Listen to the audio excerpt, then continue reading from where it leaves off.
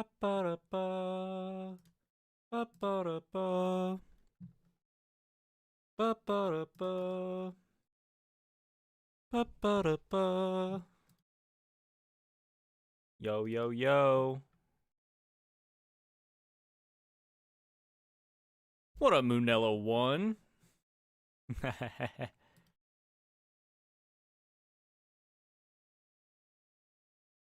10 minutes hype. Appreciate you stopping by. As per usual, I can always count on you. If you ever leave me, I don't know what the fuck I'm gonna do, brother. I'm gonna go crazy. I'm just kidding. I'm just kidding. Happy to have you here. Appreciate you stopping by.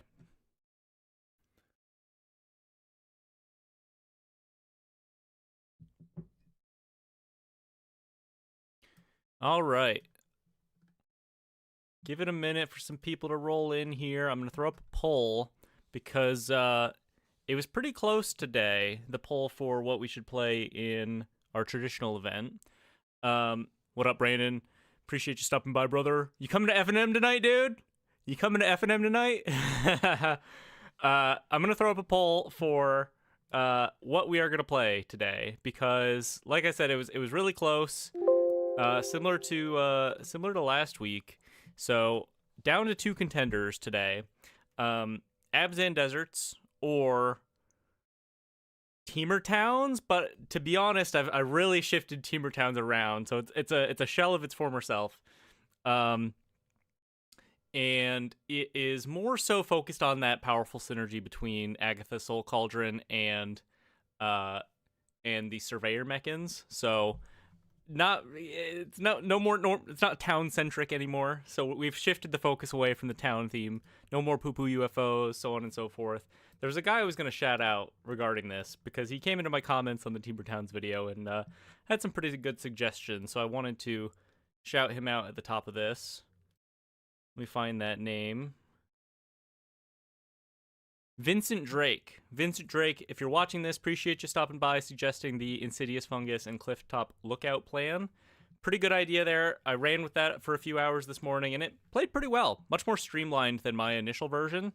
So, like I said, I'm going to throw up that poll real quick here. What played today? Teamer Towns or Abzan Deserts. What up, Great Beard? Appreciate you stopping by, brother. Appreciate ya. Yeah, okay, so Brandon, if you want to come to F&M, I have an extra deck. You can either play Jund Deserts or you can play Bright Glass Control. Both of those put together, fully sleeved, sideboard, everything.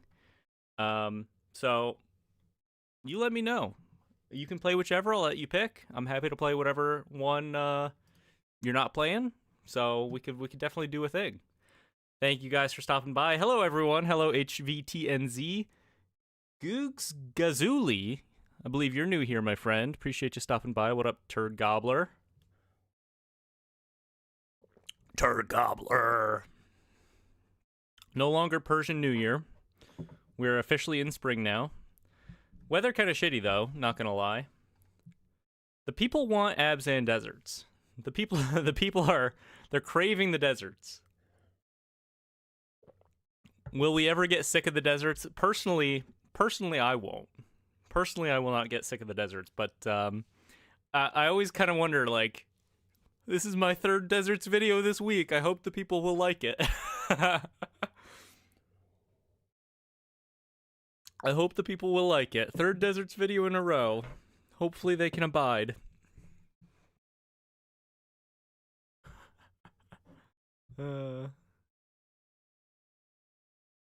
Let me show off real quick the new and improved Teamer Deserts list, or sorry, Teamer Towns list, so we know what we're voting for here. Because as I mentioned at the top of the stream, new people are coming in. The list has changed quite a bit.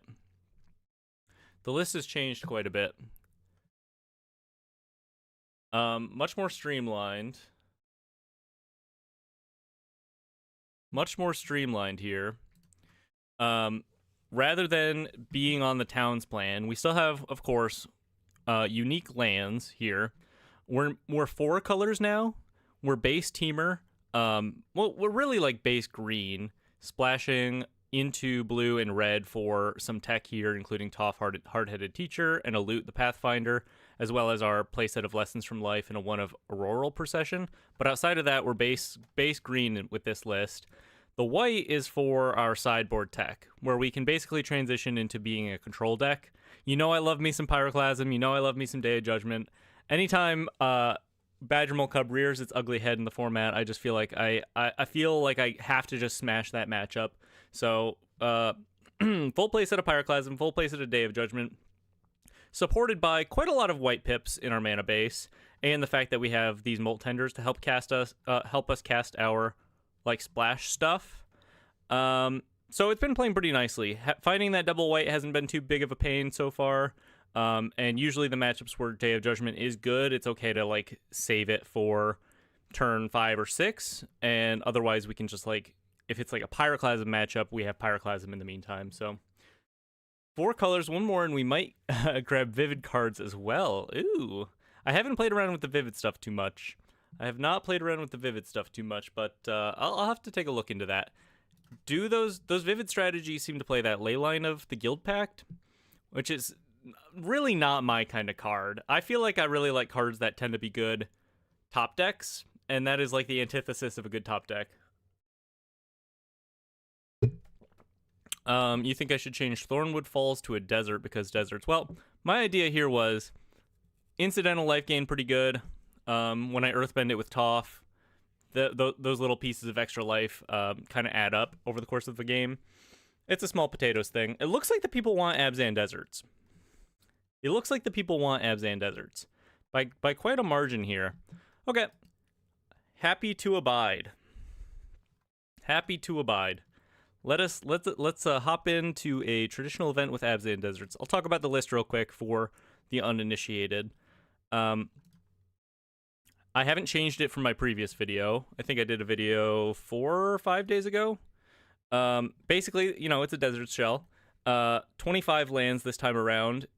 Splashing into, it's like the base Golgari idea, where we have pretty good removal in these colors and access to the Iridescent Vine Lashers. But white gives us Day of Judgments, Seam Rips, and Emptiness, which has played hit or miss, but actually in this build pretty nicely. I think slimming down to 2 Emptiness makes it good when it's good, and then otherwise it doesn't clog up the hand too much. We get Voice of Victories in the sideboard, and then a nice little red splash for Pyroclasms, which I just think is kind of good right now. Anytime like I said, anytime like Badgermole Cub rears its ugly head, or due to the popularity of Prowess in the format, I like the access to the Pyroclasm here, and it's pretty easy with 1 main deck Bristling Backwoods and a desert, or a mountain in the side, which we can find off of Outcaster Greenblade or Spinewoods Armadillo to set up the Pyroclasms. So this is what we're running today. Kind of the classic with a little white splash here for better removal. Excited to get into it. Let's see if we can pull out a nice 5-0 today. Would be sweet. Would be sweet. I'm running out of gems, not gonna lie. I succumbed to temptation and bought some random packs because I wanted some wild cards. So I spent some gems there. I don't feel too good about that. Kind of a dumb move in retrospect, but should be okay. We have at least enough runway for 1, maybe 2 traditional events today. And we're hopping right in.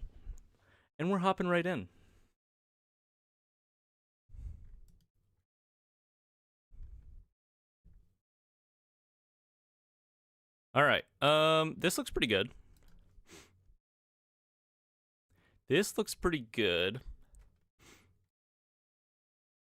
Hop in with a Restless Cottage here.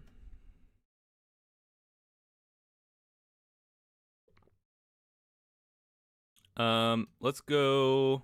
We could go for the Blood Crypt. We could postpone this Heath, but it's probably fine to just play it now and go for a Greenblade next turn. Having it be a 2/3 on ETB could be relevant against possible.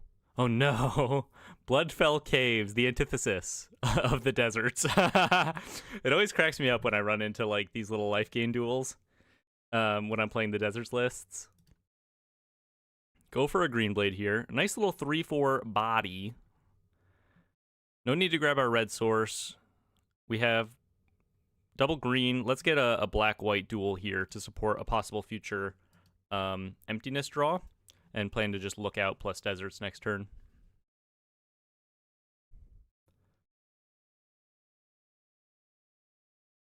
Vile Boggart. Some kind of goblin's flavor here. They may have a hard time with oh.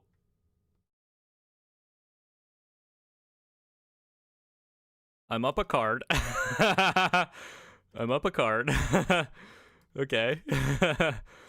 One card for 1 damage. Hit him with a couple deserts here. Big 5/6 green blade. Swing on in. These traditional events, folks. These traditional events. They're not bringing their best. And sometimes they're bringing their best. Spoilers. A little bit of spoilers, I guess. I don't know if, for those that watch religiously, I have no idea if there are people that watch this religiously or not. I'm just gonna go ahead and swing in here against Krenko. I ran into Shahar Shenhar again on the ladder. Not on the ladder, sorry, in a traditional event yesterday. So that'll come up for tomorrow's video. Match 5. Played against Shahar Shenhar. I won't spoil the results, but let's just say it was an interesting matchup. Let's just go ahead and impend this. We whiff. No. Okay. Well, I definitely just have to kill Krenko here. Pretty happy to pay some life in doing so. I guess I could have done this before attacking for a little extra damage on the green blade. Not the end of the world here. Sometimes when you come against this kind of matchup, you're just like, whatever I do is going to be fine. Whatever I do is going to be fine. Aqua Animus, thanks for stopping by, brother. Bant Value Wagon paper update. 4-1-0 so far. Lost to Is It Prowess. Running it back for F&M tonight. Let's fucking go. Any other F&M gamers out there in the chat? I am planning on going tonight. Hopefully, we'll be joined by a friend.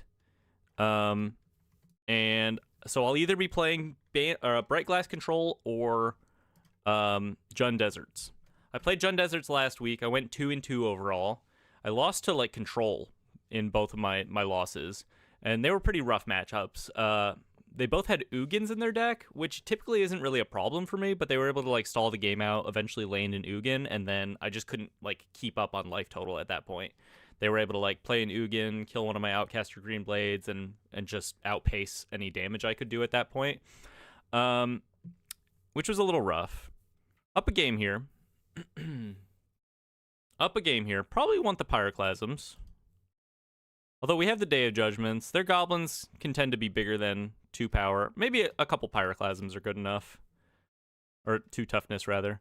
Bring in a couple Pyroclasms. Let's go down. You can probably cut a land. So let's go up the mountain. Let's go down a pylons. Down a cottage. 1 cottage is probably good enough here. And then Vine Lashers, I think we can go down to 3. That's probably okay. It's a card that we might not necessarily want to be playing early anyway if we bring in the Pyroclasms. Pretty likely to get caught up in our Day of Judgments, etc. So not super important to be able to, like, it's fine for contesting the board in this matchup, but I'd rather just do it with my board wipes, I think. Great Beard, did you see my last message? Okay, sorry, yeah, I'm catching up on chat here, Great Beard. I think on a previous video of yours, you mentioned you had played Pioneer in the past. If so, what was your go-to deck? Way back when. They gave me the play way back when. I was playing...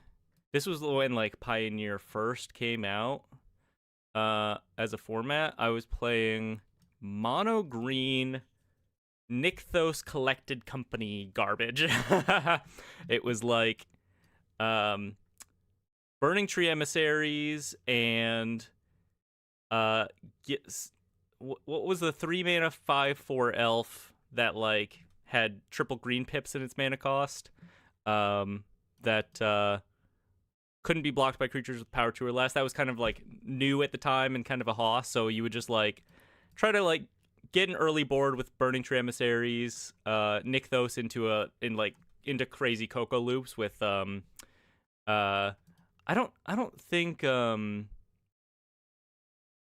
what's the ETB bring a card back from your graveyard?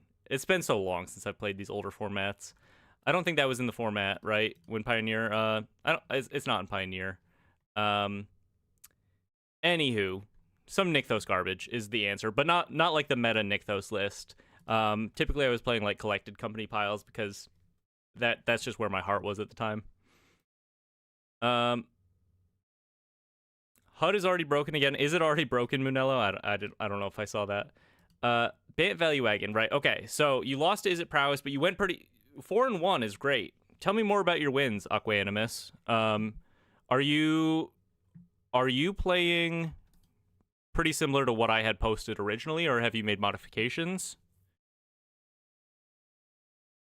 Are you still doing like the Ajani thing?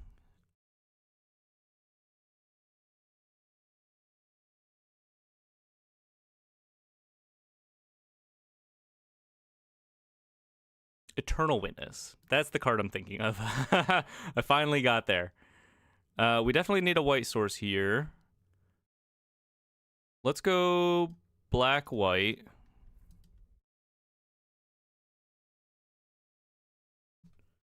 Aquanimus says regarding Bant Value Wagon, I cut the 4 Town Greeters for 2 Dredger's Insight and 2 Aang's Iceberg. Cut 2 Dimensional Exile for a Get Lost and one fun of Garrick's Uprising. Okay.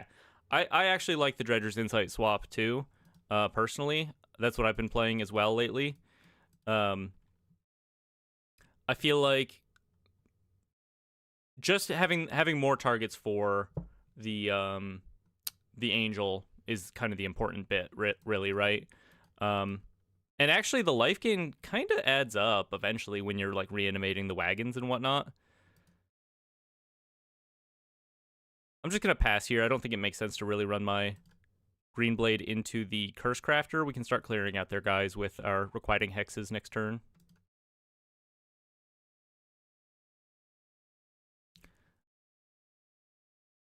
Steel Leaf Champion, that's right. Yes. Steel Leaf Champion, Great Beard. Yes, that's what I was playing. That and I believe from Throne of Eldraine, there was a 3-mana legendary called Yorvo, who was a 3-mana 4/4 that got big. That's basically it. I don't think he had trample either. Like if they made that card today, I think he would have trample, but no, he was just a 3-mana 4/3 that or 3-mana 4/4 that got big. That was kind of his whole deal. I'm just gonna keep this off of blocks this turn to be able to spread out my crime triggers here. This is totally unnecessary. I think I'm winning the match if I just Requiting Hex anyway, but if I Requiting Hex on their turn, I get another crime trigger, so I'm just gonna milk this for all I got.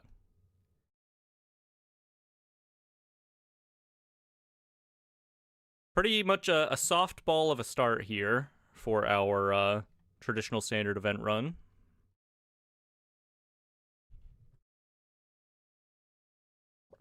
Little Grub's command action.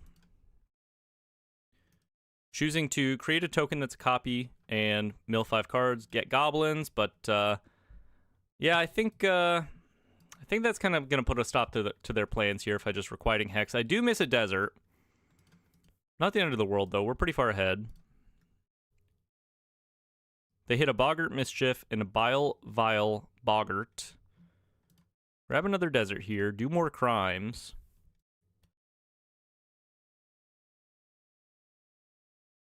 Grab a Godless Shrine. Alright, well, should be a GG here, huh? Jay Sather, what up? Appreciate you stopping by. Greatbeard says, like yourself, I like playing decks where my opponent doesn't know what's happening. So I was in love with Grinning Ingus combo in Pioneer. Grinning Ingus combo. That's the, it's like a 3-mana 3/1 that you can, like, return it to your hand to add 3 mana, right? or something like that. It doesn't go like infinite by itself necessarily, but something along those lines, right?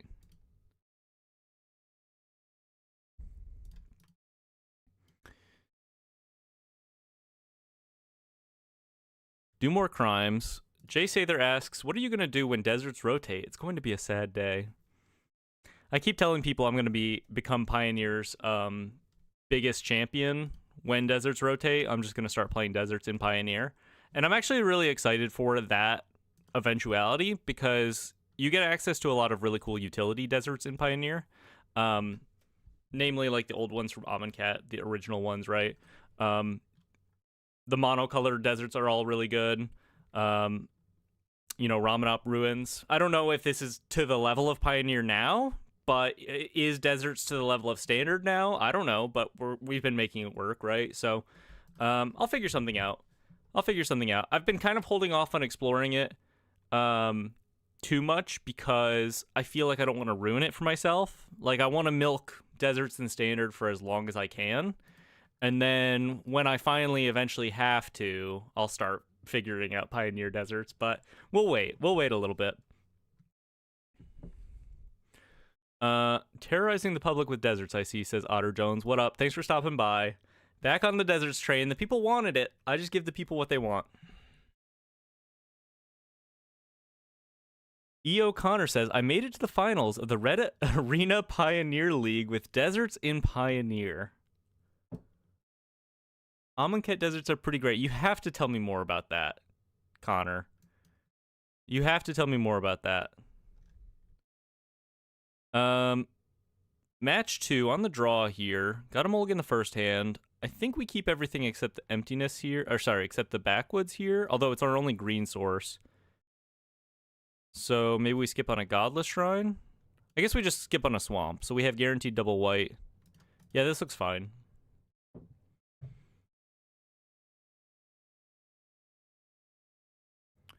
This looks fine.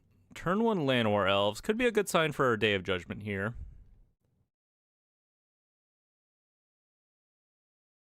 What up, Turgobbler?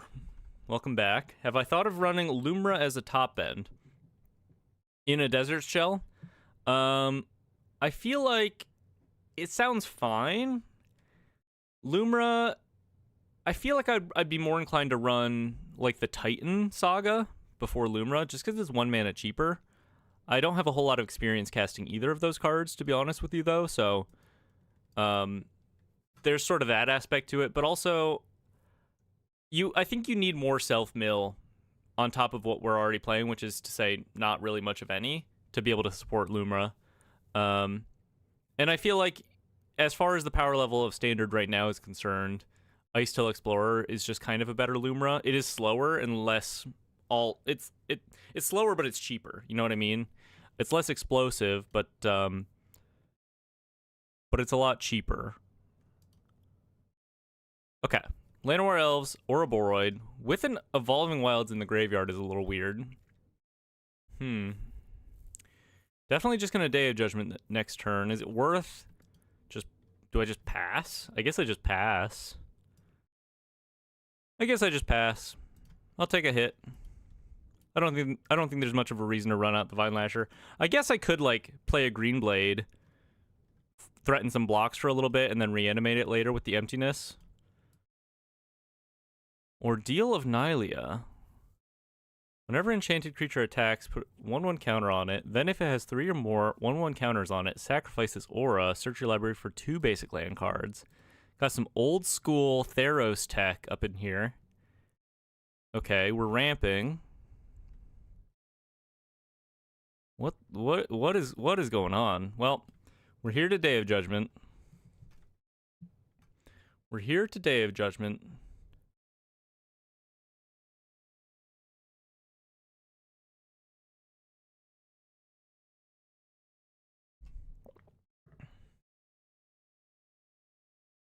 Jay Sather says, I remember getting pretty destroyed by a self-mill deserts list with Spelunking, Lumra, Ice Till, and more. Okay, yeah, that all kind of makes sense to me. Yeah, why not just play both, right?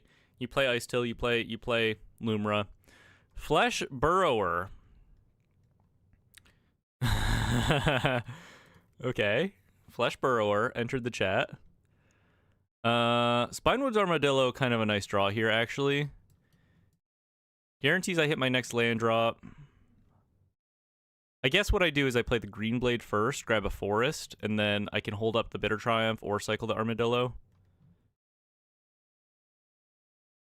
Doesn't add toward my Deserts count, but gives me some flexibility here. Flesh Burrower. Does this deck have Sandman at top end? Moonello asks. You can check the description for the deck list, I think. Look in the stream description, if that's a thing. I updated the stream description. Hopefully it's in there. Let me know if it is, Moonello. Mikey and Leo, Chaos and Order. What am I playing against? I think I actually... Do I just kill the Flesh Burrower? That's crazy, right? Here's my problem. If they have like more ways to put counters on things, that gets pretty annoying. But at the same time, I need to be able to block this damage. And maybe I just block it. And then I can bring back the Outcaster Greenblade with Emptiness. Yeah, that's fine. That's fine.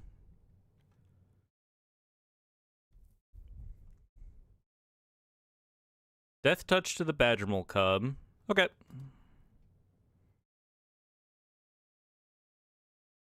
Little block ski. What you got?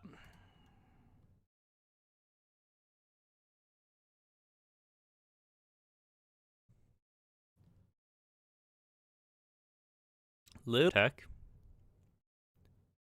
Cycle the Armadillo. We have double white. Okay, I won't be able to access double white and double black for the Emptiness, kind of no matter what I do here. So I could kind of delay this again.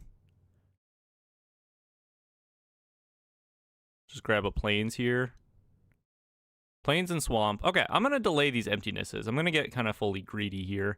I think I'm allowed to. Let's just... Oh, I missed a damage by playing a land first, but that's okay. Missed a couple damage. That's not really what this game is going to be about anyway. Let's just pass it back here. Hold up the Bitter Triumph. Get fully greedy.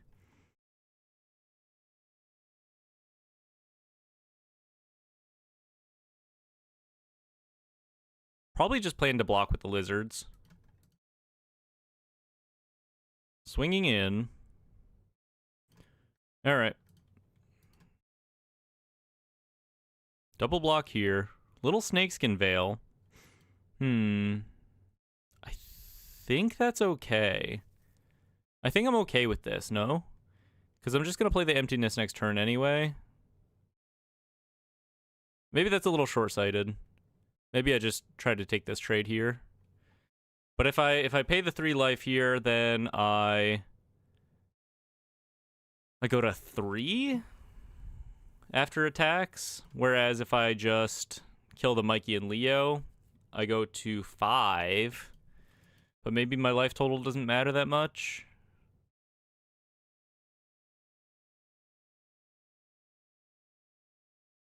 I definitely have to kill something here. I guess I'm just going to kill the Mikey and Leo. No, I'm going to kill the Badgermole Cub. Let's keep the Lizards alive. Keep the Lizards alive. We'll go to 3. Shouldn't be too big of a problem. Good to know that they're on the Snakeskin Veils. I guess that kind of makes sense with the Mikey and Leo plan. Heaped Harvest. Okay. They tap out for a Heaped Harvest. We are fine. We are officially fine. Ping them with the Lizards. We are officially fine. Big Emptiness looking kind of good here.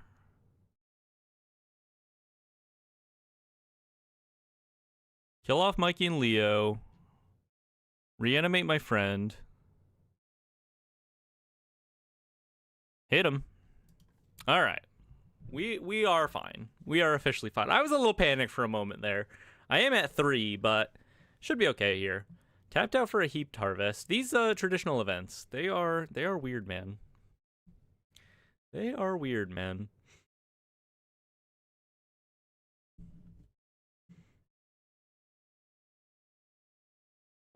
It's always weird to see like combination of meta lists. Like you kind of expect, oh, Llanowar Elves. That's with it with an Evolving Wilds that could be mono green landfall, but then Badgermole Cub or a Boroid. Okay, for some reason they have Evolving Wilds in the list, but they are Badgermole Cub or a Boroid, and then Flesh Burrower, Heaped Harvest. Like there are kernels of ideas here, but it's a little off the rails. I forgot to play my Free Strider lookout. I'm so distracted when I'm streaming. I gotta hone in. It's not the end of the world, though, because I think I'm just going to fire up the Sandstorm Verge here anyway. Keep them off of, like, chump blocks.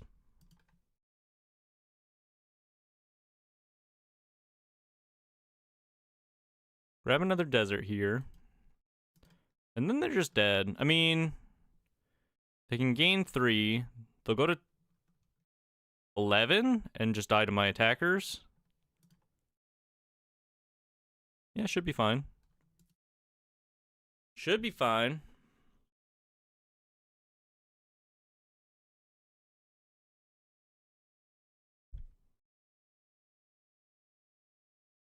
Weird game. Super weird game. I guess we bring in the Pyroclasms. And then we go down. Probably don't need the Grievous Wounds here. And we probably don't need... Seam Rip's probably a little worse than most of my other options. Guess it doesn't super make a difference. That or Requiting Hex. Requiting Hex can gain some life, which is nice. Thank you, Manila One. Missing the 2 damage from the landfall didn't even matter. All calculated. That's right. A win is a win. We move on. Forgot to bring in the mountain, but should be fine. Should be fine. We have that bristling backwoods to find. Speak of the devil. See, if you just don't worry, everything's gonna turn out all right, you know? Do you guys like my mug? It's a frog. Play a Festering Gulch. Pass it back to you. No Pyroclasm in this hand, but otherwise pretty decent.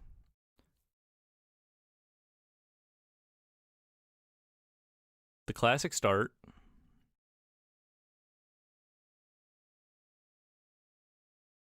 Ooh. Now that's what I like to see.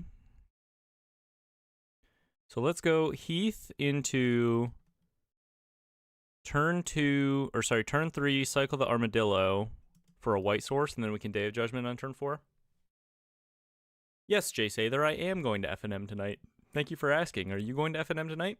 I'm planning on playing either Bright Glass Control or Jund Deserts. I went 2-2 with Jund Deserts last week. Adjusted the sideboard a little bit to be a little more prepared for Control, which is pretty popular in my local meta. But had a fun time anyway. Swinging in with the Cub here. We'll take it.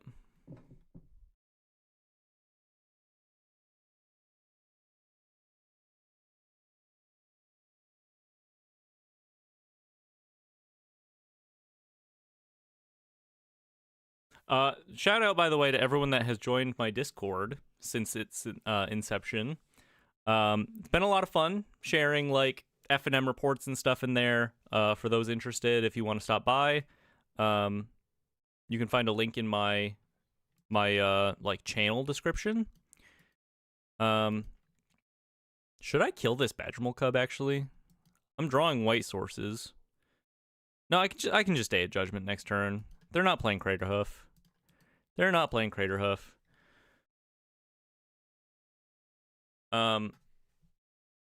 Yeah, it's been a lot of fun. Just it's very casual, very low key. It's a good spot to share deck lists with me because it's kind of hard to do through YouTube, I think.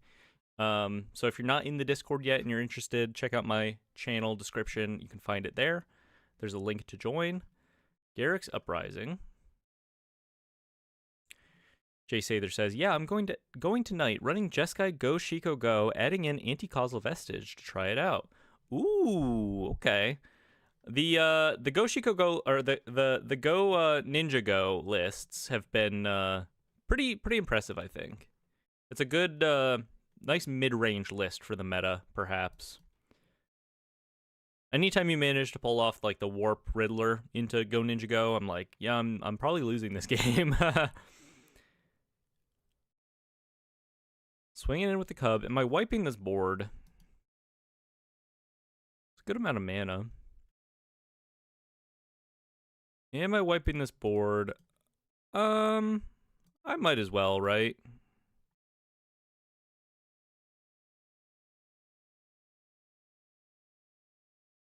I might as well. Who knows what dangers lurk within the lair of the Timmy's library, you know?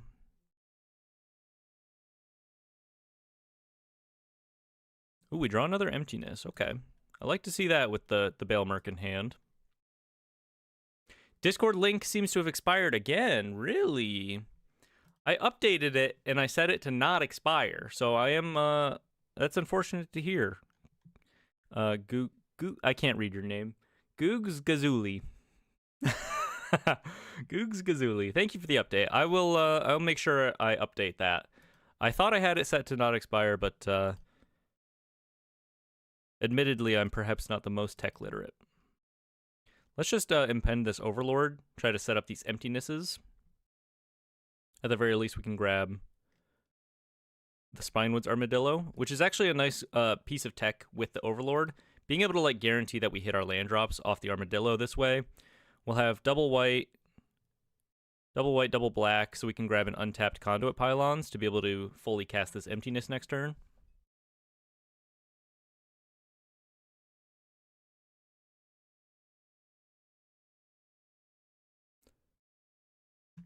Thank you for the frog love. Mossborn Hydra on the field. Do they have a land to follow it up? This must be why they're on the Evolving Wilds. Doing some Mossborn Hydra shenanigans. Okay. Well, we could just Bitter Triumph this now. Here's what I'm going to do. I'm going to Bitter Triumph this exactly right now because they could have a Snakeskin Veil. And if they Snakeskin Veil now... No, I guess I should have done it after the fetch. Yeah, I wasn't thinking that through. Now they get more counters after the fetch. Whereas it could have been 5.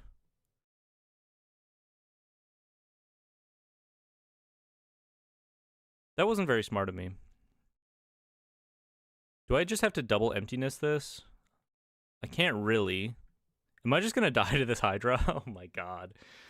If I reanimate my Outcaster Greenblade, it is... It's pretty big. 1, 2, 3, 4, 5. So it's big enough to contest the Hydra if they don't have another land. And I can play Vine Lashers to start threatening their life total. That seems pretty worthwhile.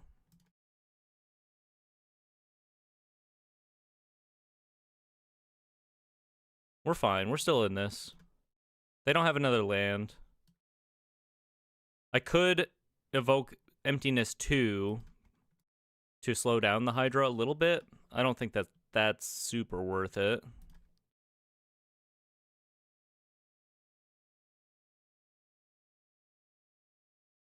So we're big enough to block the Hydra. They could just have another fetch here and ranch me. But even if I had played like that Bitter Triumph situation better, I don't think I could have stopped like double fetch, like Hydra into double fetch, you know, with the Snakeskin Veil back up. Anyway, we shall see. Gigantosaurus. Okay, great. Glad to hear that, Googs. Glad to hear that, Googs. Appreciate you updating me on that.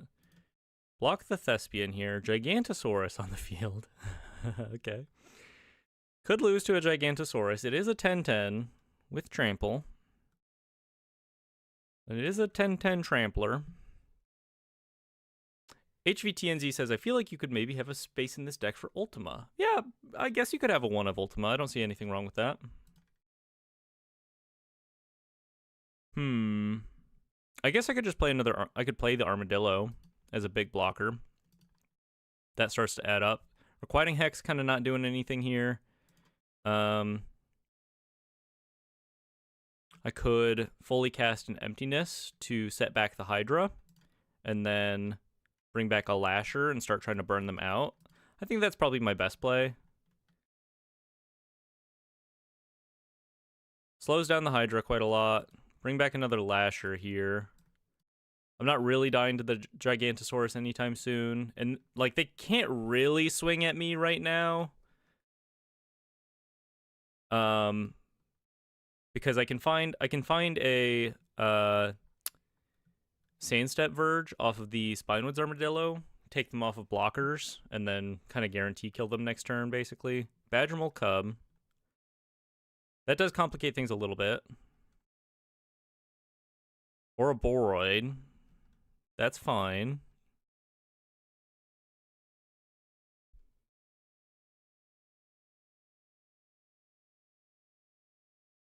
And they pass. They just pass. Okay. They just pass. Huh. I guess I play the Armadillo then, maybe? I could Hex the Cub. Hex the Cub. Keep the Gigantosaurus from blocking.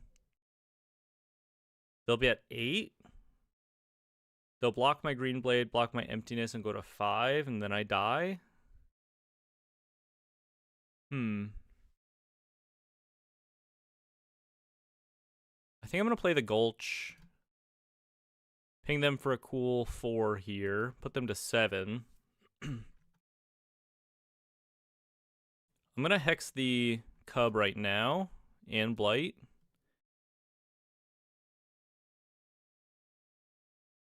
And then I think I'm just going to pass. Because I don't really... I feel like the ball's kind of in their court. I can cycle this for extra life. If they swing at me, I just kind of kill them in the backswing. Right?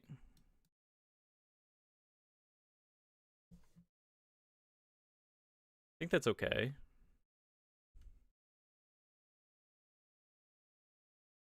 I don't think adding an Armadillo to the board matters that much. Ordeal of Nylea. Oh. I think I'm dead to that. Double. Swing out. Yeah, I think I'm dead to this. Okay. How she goes sometimes, I guess. Good to know, have a better sense of what I'm playing against here, at least. The creatures all have trample, so it doesn't really matter how we block.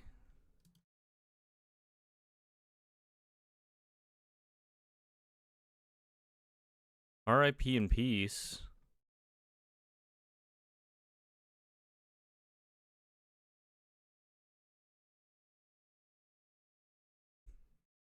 Oh well. On to game 3. Pretty sure we can win this one. It's just creatures in it. It's just creatures in it. Not even remotely close to living, that's right. Bring in the mountain. Go down conduit pylons here. Do we want anything else?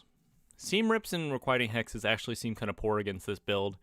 The Hydra is the worst thing that we just have to play around the Hydra, right? Just don't die to the Hydra, and I think everything's going to be okay. Is it profoundly unfun? It is good. It is very good. It's in that same vein for me as Ouroboros, where it's just like, do you have removal at exactly this juncture? Okay, you're dead. If not. So, I don't know. Jay Sather asks, how have you been feeling about the live streams? You've been coming back week after week. Are you enjoying it? Wow. Am I enjoying it? Yeah. Yeah. It's gotten better too. Like, I'm less concerned about the technical quality of the stream as compared to when like its inception. And it's fun. It's different than just recording a video where I'm just basically talking to myself. It's a little more stressful, but I'm gonna keep doing it because I think people kind of like it, and it's only once a week, so it's not that bad, you know. I do look forward to it. I don't always feel like I have a good sense of what I want to play for these streams, so I throw out those polls to be a little helpful. But you know, week after week, it can be kind of hard coming up with new ideas every day, or trying to. This is a pretty good hand. We'll keep this. Do we want the Pyroclasm? Turn 4 Pyroclasm? I think so.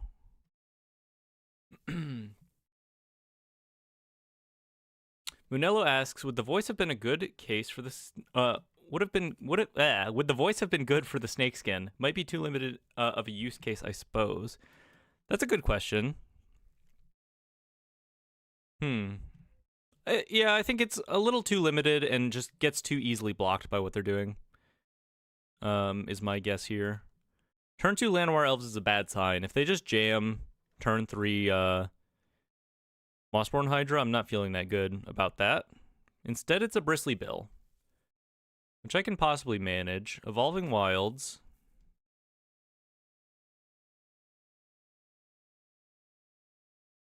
Okay. Bitter Triumph is a good draw. Let's go for the Green Blade here. Let's just try to present relatively large creatures at them and kind of be smart with our land decisions here, because I want to just, like, be proactive, I think. Grab the Lookout and be able to cast the Bitter Triumph. But I also have this Pyroclasm in hand. Maybe it's not super relevant. I'm just going to grab a black-white source here in case I draw... Well, I guess I can already cast a Day of Judgment. I think this makes sense to me. Alternatively, I could have just cast or grabbed like a swamp. There's an Ouroboros? Holy shit. I'm donezo, y'all. I'm so dead. Free Strider Lookout. Alright. Cross our fingers that we draw a Day of Judgment. That's pretty much the situation we're in, I think. No. Pass it back to ya. Gotta be able to block the Ouroboros here. Land. Yeah, maybe not really a Pyroclasm matchup with how big their creatures get. They double the counters. That makes sense to me. Now we just have to draw Day of Judgment. So I'll chump and chump. Keep my life total high here. I guess, does it make sense to leave either of these guys alive? I could just chump with the Green Blade now, take 10, and then if I draw an untapped land, I can, like, play another Chumper and Bitter Triumph for extra lands. Alternatively, I can reanimate the Green Blade for an extra Chumper. I think I just take 10 here. It's Ouroboros is, you know, I think they wanted to throw Green a bone, which is fine. They wanted to throw Green a bone, but it's like... when it goes, it's just like, okay, well, you do have to answer this or you do die. You can't really delay this because it's got such high inevitability.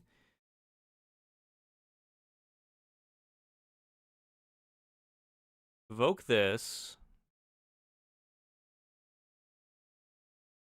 Grab another flats. I guess we want a green-black source here. I'm still alive. I believe. I don't want any doubters in the chat. I only want believers in the chat right now. I have to kill the Ouroboros right now, I think, or the bill. It doesn't matter. I guess the Ouroboros spreads its counters. I have to kill the Ouroboros right now to play around Snakeskin Veil.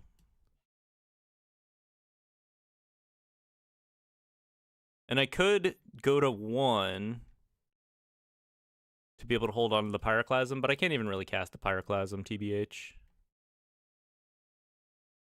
No, let's just discard the Pyroclasm here.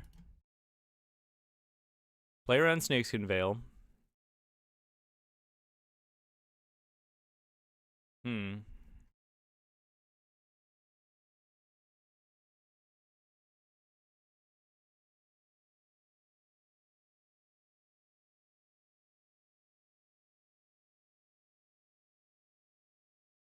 I want spirit fingers.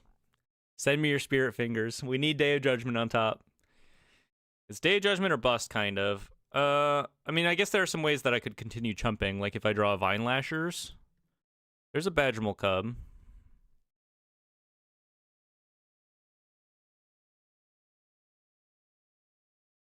Another Ouroboros, okay. With another land drop. They tapped their forest here, though, which actually... And they're only swinging with a bill?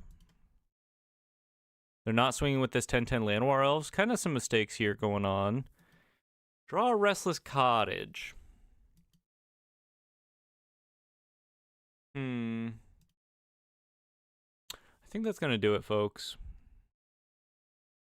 I think that's going to do it. Oh, no! We mill over the Day of Judgment. It was the next draw. Oh, no. Okay. That's rough. That's rough. Yeah. All right. Wrap it up. Wrap it up. Fuck! I wanted to win that one. They had the 2/2 Death Touch in their main deck. We okay. Lost to 2/2 Death Touch in the main deck. All right. On to the next one. They knew what they were doing, I guess. That fucking sucks. That sucks hard. My least favorite loss in a long time. Hello, Knox Walton. Hello. Thank you for stopping by. On to match 3. Well, this looks decent. We don't have green, but we have a lot of interaction. And we have a clear path to more lands if we do draw a green source.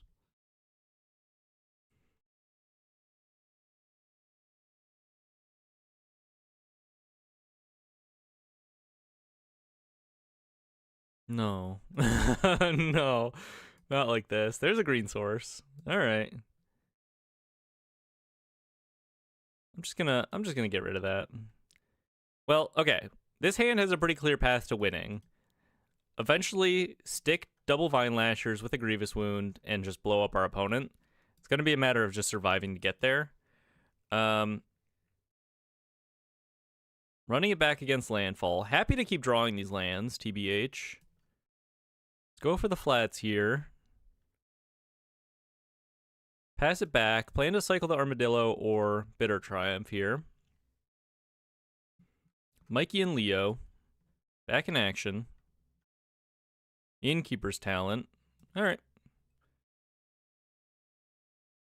I guess I'll let them choose their target for the counter first. They unwisely rather, target the Mikey and Leo. Go ahead and kill that off. Deny their extra draw here.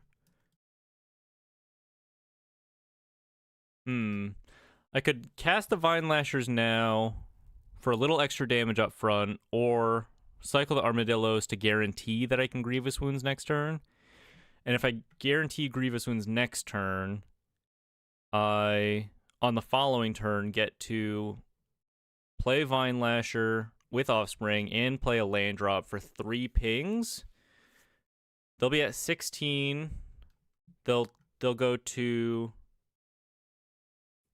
15 and then 7? Lose half their life rounded up. 15, 7. 3. Sorry. 15, 7, 6, 3. They'll go down to 1. So they're not actually even dead to that. So I think I'm just going to play for a board here.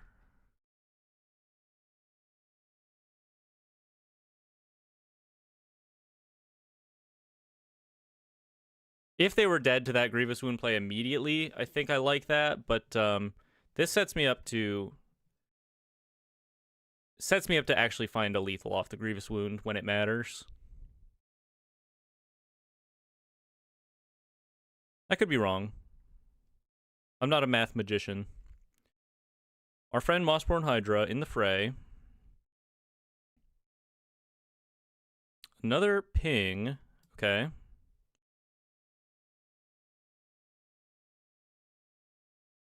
More pings. Am I dead to the Mossborn Hydra? There's also the element of next turn I get to attack with the Vine Lashers on top of casting the Grievous Wound, right? Oh, I'm so dead to the Vine Lasher with the Ice Till. Okay. All right. All right. Okay. Well, we run it back. I don't have a whole lot for this matchup, TBH. I don't think the Pyroclasms are that good generally. I think we're pretty well suited, as best we can be suited for this matchup. Main deck. RIP in peace.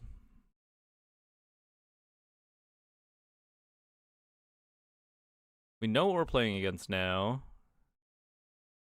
No green source. Do like the early Seam Rip. And this hand gets pretty good if I get if I get a green source, which I can maybe surveil into with the pylons. Kind of a greedy keep maybe, but it's got a lot of good tools. I guess we got to mulligan this. Keep this. I guess I'm going to skip on the Armadillo here. Skip on the Armadillo. And then try to go for just a turn 3 lookout. Llanowar Elves. Another Heath.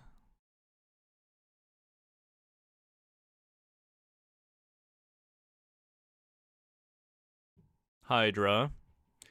Well, not a huge fan of having to play around Snakeskin Veil, so let's just go for that. Doesn't really matter, like, having to delay the lookout anyway. So much. Another Hydra. Yippee. The Hydra get big fast. That's all I can kind of think when people play cards like this.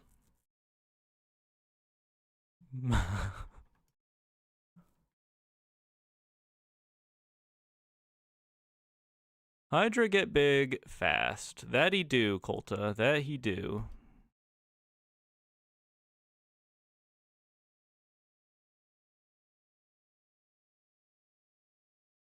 I don't think it's a busted card by any sense because you can just shock it, right? You can just shock it. But it is part of the reason that like these like Abzan-y mid-rangey strategies kind of don't work so much in Standard generally. It's just like, okay, well, you have to have removal, but your removal doesn't really line up against other decks that well. So, like, if I'm on full play sets of Requiting Hexes and Bitter Triumphs, or Bitter Triumphs and Shoot the Sheriffs, or whatever, that's fine in this matchup, maybe, but it's not very good, generally speaking. I am gonna die to this Hydra. Yeah, I'm just dead to the Hydra. Oh, Munella won. 1-4 incoming. Have faith, brother. We're saving the 3-2 right here. Back-to-back mono green landfall, whatever. Fuck it. Who cares? We're saving the 3-2 right here. Otherwise, never sleeving up Abzan Deserts again. Otherwise, I'm never sleeving up Abzan Deserts again.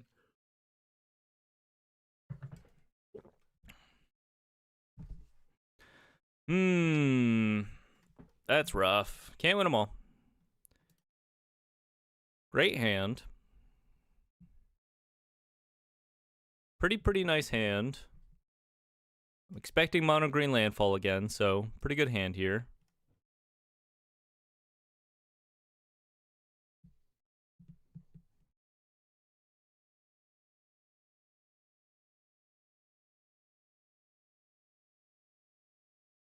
Abzan Deserts continues to break our hearts. You're telling me. You're telling me. I don't know really what it is. I feel like it could be okay. It looks like pretty good in some matchups, but kind of sucky in others. The Eric Dude in underestimating Turd Gobbler says the Eric Dude in underestimating Mossborn Hydra. Name a more iconic duo. I killed the first one. I don't know what you want me to say. They had a second one and then infinite land drops.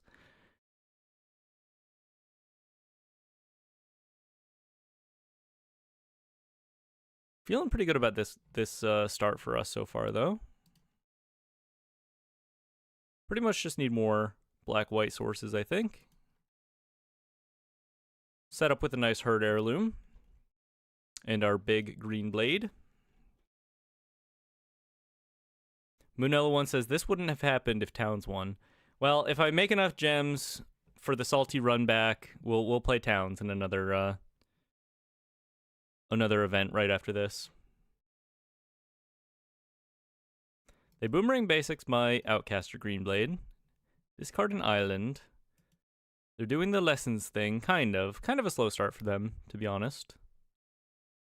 Let's just get the lizards going here, because if they can just like keep bouncing my Greenblade, I'm not that thrilled about that. But this damage is going to start to add up, I think.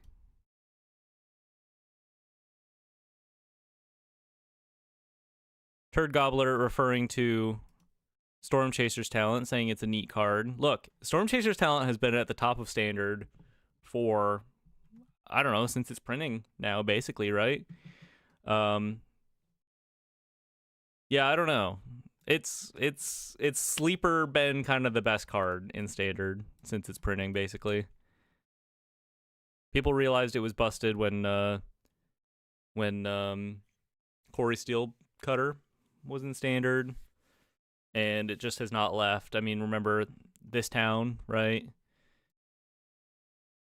All sorts of great Storm Chasers talent lists.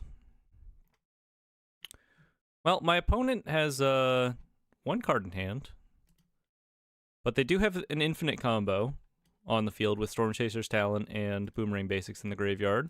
Still, I'm feeling okay. If they actually manage to kill my Greenblade, I can get it back with an Emptiness. Otherwise, I can just cast the Emptiness and get back a Lizard.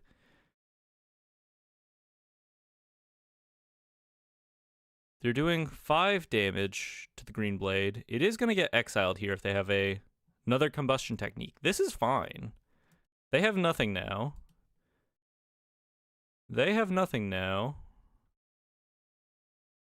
Free Strider Lookout. Let's just go for the full cast Emptiness here.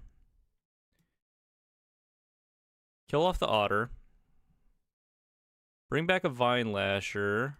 We'll save the actual ping land for next turn, in case we don't have the Lizard when we play the Lookout here.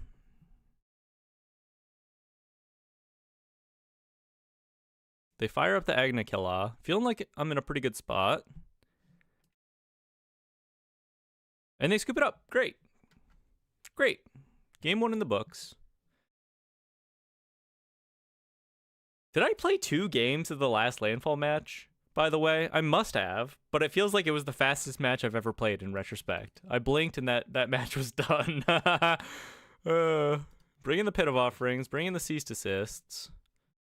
We can afford to go down some Requiting Hexes here. I kind of think the Vine Lashers don't do a whole lot. We also probably don't really need the Grievous Wounds. Can go down to 2 Bitter Triumphs, seem fine. In this matchup against grindy decks, the Is It Lessons tends to bring in Quantum Riddlers and the Planeswalker Ral, and we can go down the Day of Judgments, actually. I think this all looks pretty fine. Could argue maybe a Pyroclasm or 2, just to clean up the Otter boards, but I'm going to guess this is just straight up Is It Lessons, and we saw kind of a dinky curve out from them. Munello says, clearly we need to go into 5-color Abzan Deserts just to additionally play Boomerang Basics against the Hydra. Yeah, I don't know. Maybe I just don't have the right mix of removal, or I just need more removal in the side, or maybe it's just like sometimes, you know, you can't win them all, you know? If you're too results oriented, you might just end up making a worse deck for a broader meta. This is interesting. I guess I'm going to keep it. 2 lands. Could draw into a 3rd. That's kind of a 3rd. Just lead on the Gulch here.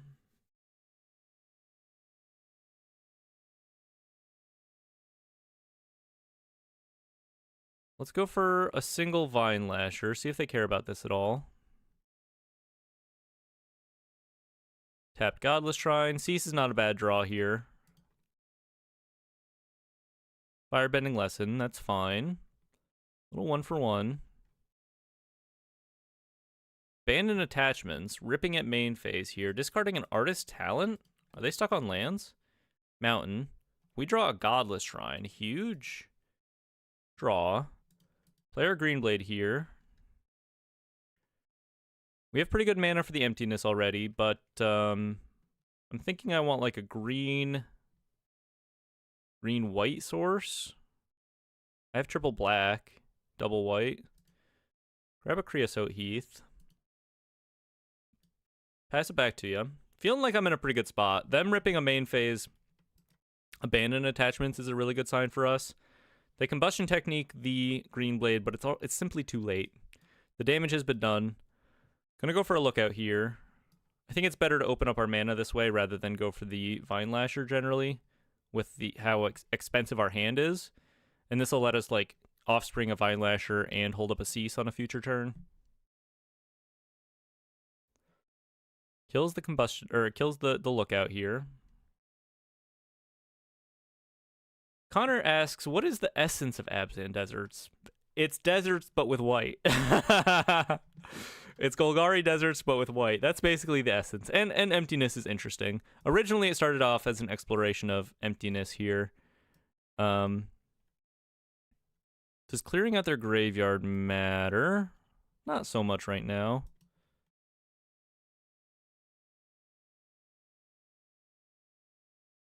They have answers for all my shit, and that's fine. Let's just cast the Esper Origins here. Set up our future draws. Do we want another land? I don't think so. Yeah, it's kind of like Bant Cats in that way. Connor, it's a little bit like Bant Cats in that way. It's Golgari Deserts but with white. Just part of the exploration of what if we tried these new colors.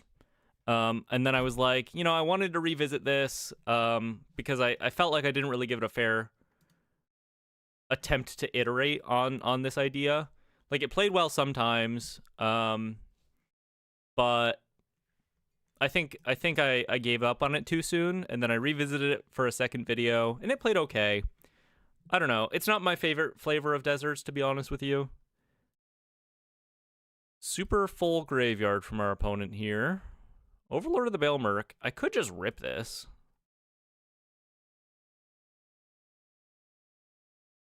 Could just rip it. I think I'm just gonna rip it.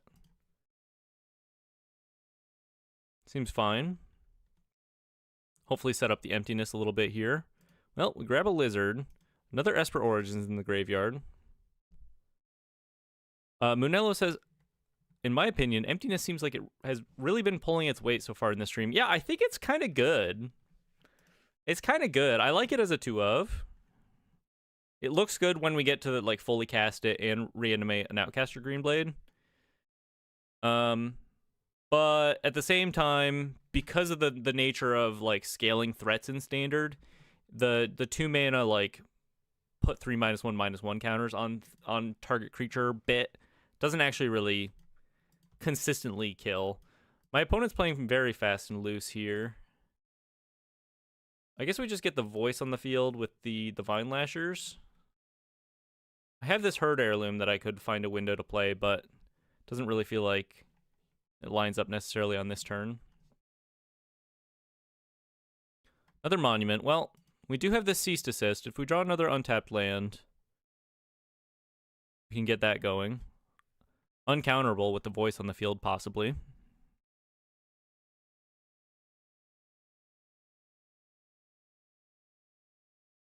Connor says, it's a little wild, but maybe Aurelia's Vindicator is the payoff. It's a sleeper card if you already own it. The 4/2 flying lifelink, ward 2, and has some morph text or whatever, right? I'm not exactly sure what that card does. Just the payoff being that it's like a nice big mana card. Opponent going crazy. Cross our fingers for an untapped land.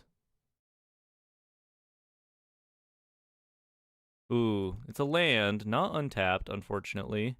How do we survive until the next turn? I can kill off the Gran with the Emptiness. and get some more lashers on the field. Killing off the Grand seems like a decent first step. It keeps them from going absolutely crazy.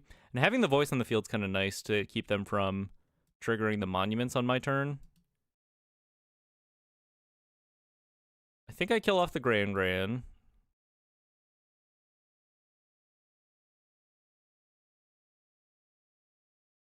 I distract them with more lizards.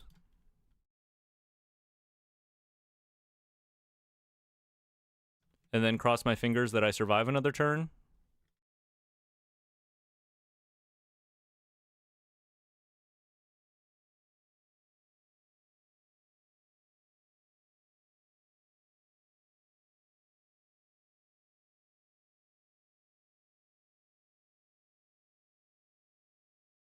They're down to 7. I mean, I guess I just kill them next turn, maybe. If they don't deal with what I have going on here.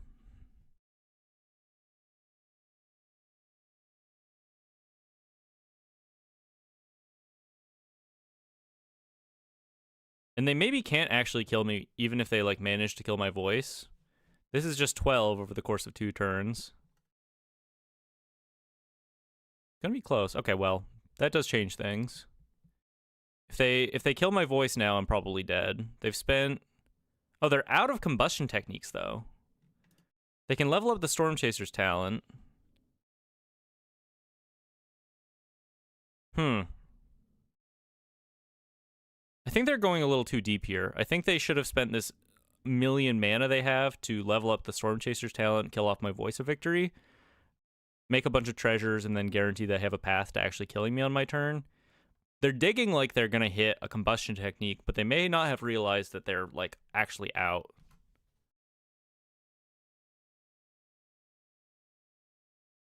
Moonella says, it would be cool if there was a game where Emptiness just destroyed a void just by bringing its attack to -1. Yeah, that's kind of an interesting angle.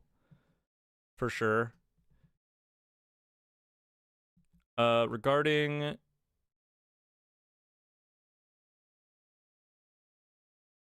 Aurelia's Vindicator, Connor says, it's like Angel of Serenity, but you can hardcast it for Heirloom. I put that together and try it out because it's a great endgame to have against any deck, pretty much. Okay. It is just like a... I do own them in paper for some reason. I bought a playset because I was like, these are 25 cents in a Mythic in Standard. I feel like something could happen with these.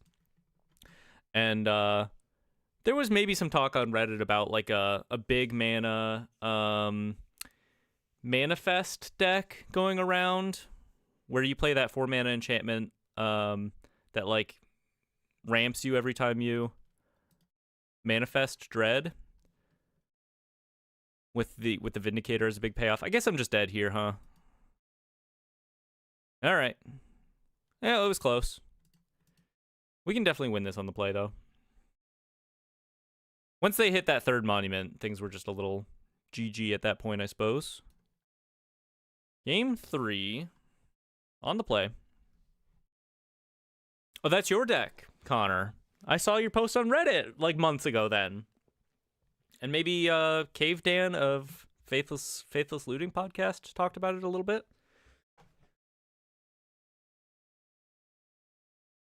Pretty good hand here. I love the Voice of Victory. I guess we just skip on the Vine Lasher here, maybe? Because I'm going to go turn 2 Voice, turn 3 Origins, probably. I think that makes sense to me.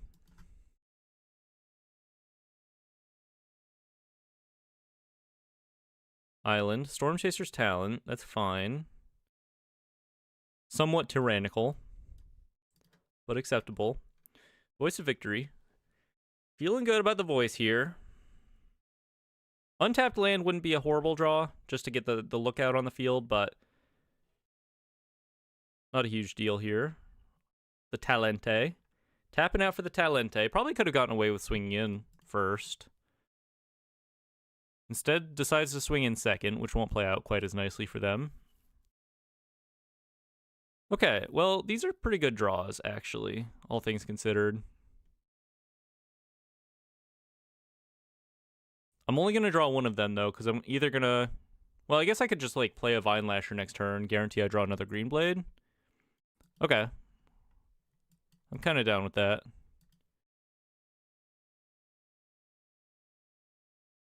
Start putting on the pressure here.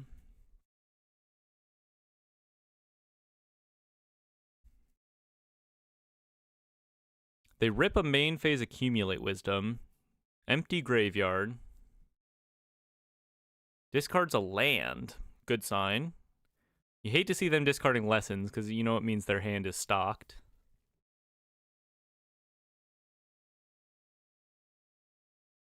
Hits me for 2. I'm just going to go aggro.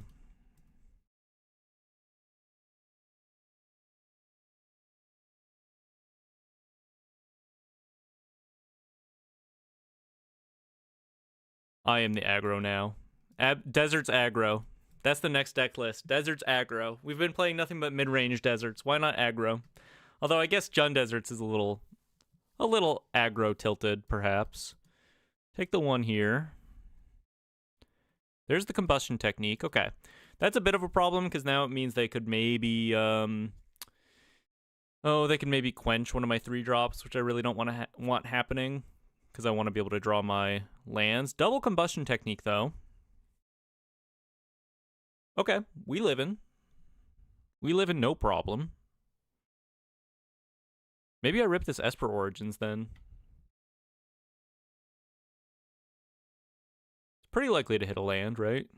And then next turn I can go Green Blade, grab an untapped land, Green Blade. Ooh.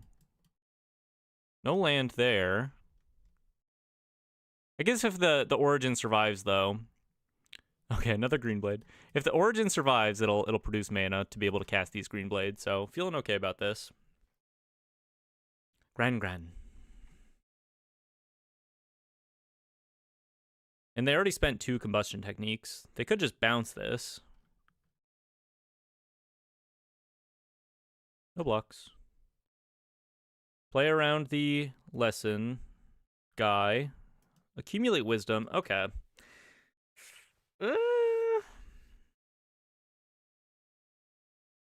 I'd really like to untap with this Esper Modwin. No, not allowed. They are dying. Let's be fair. They are dying here.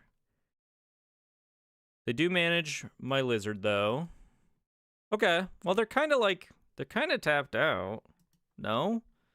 If Quench is their last card, I'm not too thrilled about that, but I guess I could play around that by shocking in this Godless Shrine. That's probably worth it.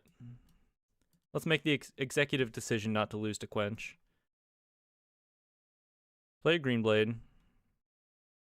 Grab a Conduit Pylons. We are in this. Go for the Esper Origins. If they quench this, then they quench this. Whatever.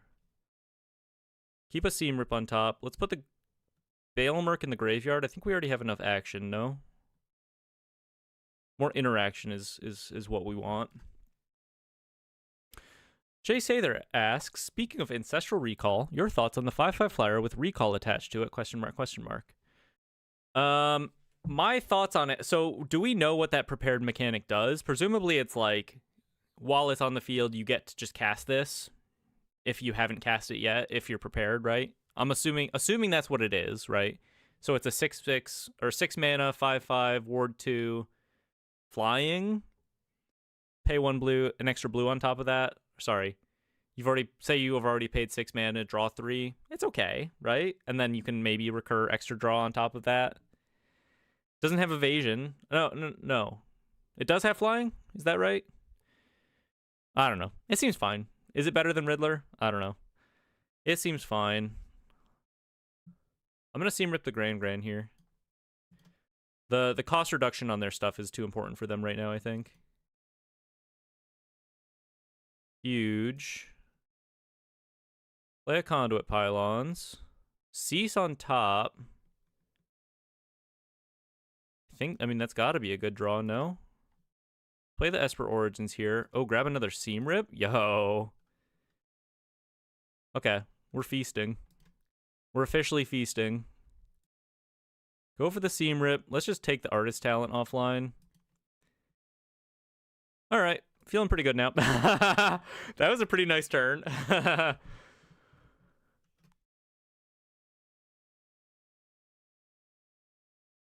That was a pretty nice turn. Princess Crow says, hello, how is the event going so far?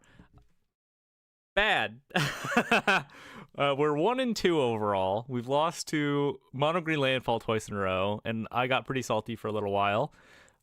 Possibly winning here against Is It Lessons in the 4th match, and then taking it to maybe overall 3-2 if we win the next one, so could be good. We'll see. Huge turn, though. I think we have a pretty good shot at winning this one.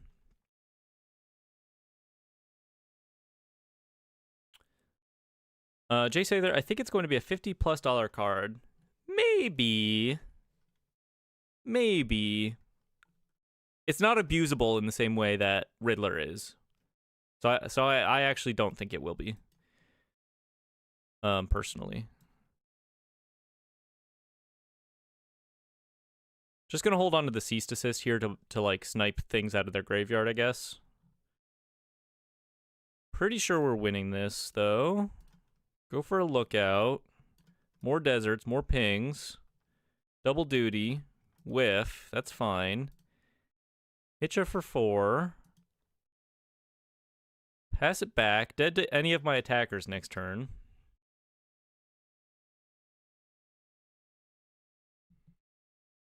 Otter Jones asks, is Omen Path Journey too slow to play in this deck? Lands are such a big deal. A drip feed of crimes, etc. might make it worth. I've been kind of like eyeing Omen Path's Journey a little bit lately, specifically for that like towns build or not towns, but it's a Surveyor Mechan list now. It's kind of interesting. It is slow-ish, but 4 mana for 5 lands guaranteed is pretty nice at the same time. For this list, probably too slow. I think, and it probably just doesn't do enough. It's not particularly real card advantage. Maybe if you had more man lands, it's arguable that it's like probably pretty good. They are fully tapped out here. I think they're just dead. Grab a basics, grab a combustion technique. I guess it doesn't really matter what we take here. Trigger the crimes. Grab a Restless Cottage. Now I have 1,000,000 attackers. We draw the Sandstorm Verge. Yeah, I don't know why it doesn't stop there. Weird. Doesn't really matter. Take the Riddler off of blocks, kill you. All right, folks, 2-2. A little stressful getting here, but what we got here. Little stressful getting here, but we got here.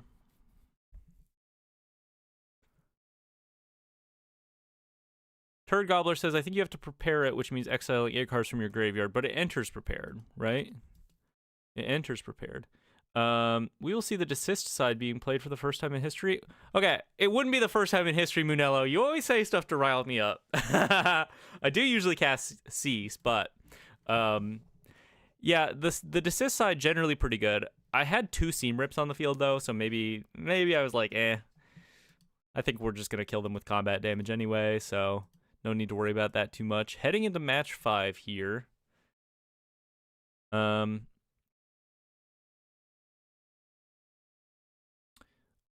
Jay Sather says, like older formats, Ephemerate and draw 3 for 1 white and 1 blue is strong, or Personify, Go Ninja Go, Charming Prince could help it. There's also people in the comments of like the spoilers talked about, this is a fine hand, talked about it being a pretty good persist target in Modern, for example. And because it has Ward 2, it's likely to survive into turn 3. So that made sense to me personally. But I don't think it's going to be as I don't think it's my gut says, and I could be wrong. We're all most Magic players admittedly are pretty bad at evaluating spoilers until they actually have their hands on the cards. And even then, I don't know. It seems fine. Being able to do this with Riddler is really what sets it apart, though, right? It extends the range of your keepable hands, because if you have a handful of Riddlers, you're like, okay, well, at least I can cycle these on turn 2, but if you have a handful of that new 5-drop, it's like, well, I can't keep this. I'm not doing anything for a million turns, you know? A little different, I think. Play a Lookout. Not sure how it works with Cauldron. Can you give all of your creatures an attached recall? I would assume no. I'm gonna guess it works like rooms is probably the closest comparison. You kind of unlock it, no? I'm just gonna Bitter Triumph this because I don't fuck around. I don't fuck around with Cosmic Grand Zenith and blue mana.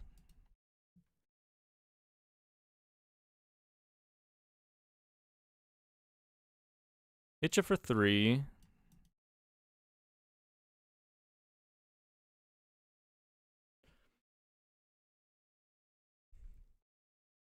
Halia. Okay, so it's Azorius Momo confirmed. Sage of the Skies. They do play some number of Detect Intrusion, I think.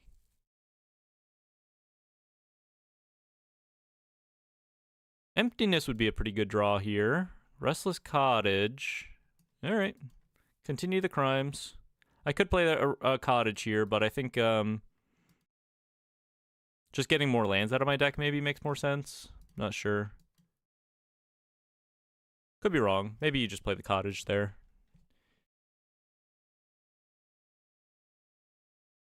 See if they realize this has reach. Got that big honkin' bow and arrow, so I would assume so. Abandoned Air Temple. All right. They figured it out.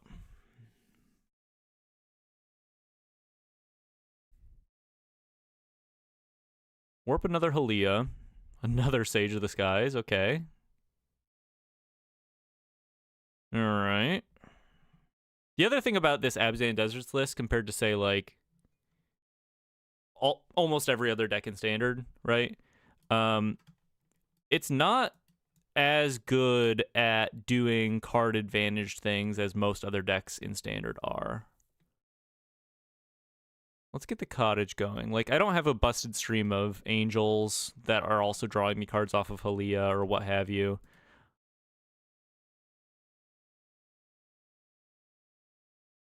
Let's just cast this. I don't have anything to return, but we get to kill off a Sage of the Skies here. No crimes. This really also is a matchup that kind of gets determined by whether we draw Grievous Wounds. But almost every deck in Standard, almost every good deck in Standard has some stream of, I hit my like card advantage engine and now I can kind of do this forever. Even Prowess has like Boomerang Basics plus Storm Chaser's Talent. Mono White has this, right? I mean, this isn't Mono White, but these decks have this where they just kind of go forever, presenting a board after board, right? Mono Green Landfall has Ice Till Explorer, which, you know, with the sapling nurseries. So I don't think what I'm doing here is, once again, it's just that classic problem of I'm a mid-range pile and sometimes my answers line up. Deck thinning is kind of card advantage, yeah.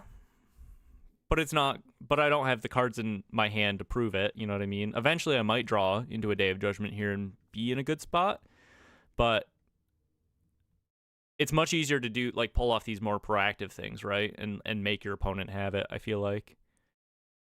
Kind of a shortcoming of this build, I think.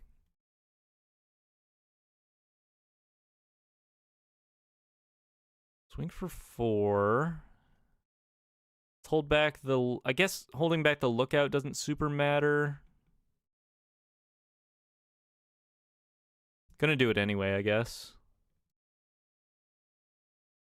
Do crimes. Get a Verge.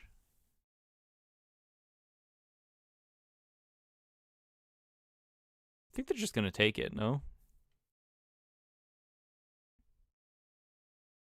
They take it. Seam Rip the Pixie here. I'm not like dead, but like, let's be real, right? Like, look at how many cards they have in hand, and even if I top deck Day of Judgment, it buys me a turn. I have to top deck another one, and then like, how am I actually drawing out out of this position.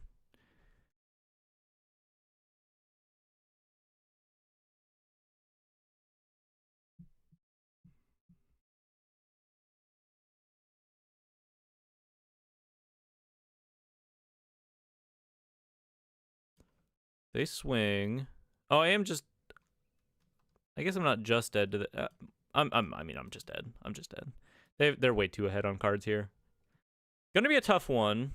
Let's bring in. I think I kind of like the Voice of Victories here. Gives us a little more proactive edge, and lets me remove their stuff on my turn without having to worry about their detect intrusions, which they almost certainly will have. We'll skip on the Pyroclasms. I feel like Hex and Seam Rip are good, but most of their actual real threats are 3 mana plus. I don't think we need 2 and 2 necessarily. Let's cut down on the hexes because we can Seam Rip Springleaf Drums or Momos. And then I think I like the Esper Origins. Armadillo could be actually like a relevant creature in the late game.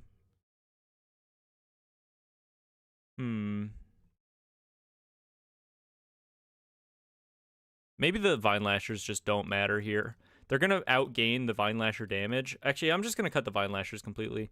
They're going to outgain the Vine Lasher damage. I kind of think we win or lose by, like, wipe their board, play a big Green Blade, or wipe their board, play a Grievous Wound, and win that way.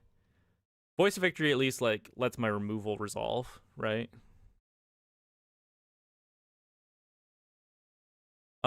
Xerxes saves Trust.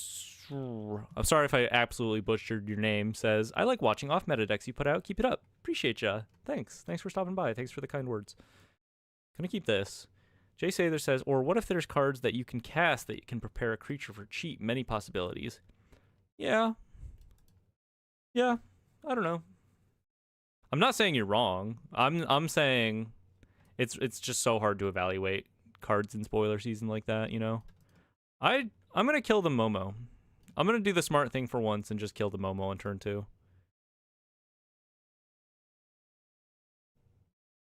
An uncontested Momo just always leads to crazy boards.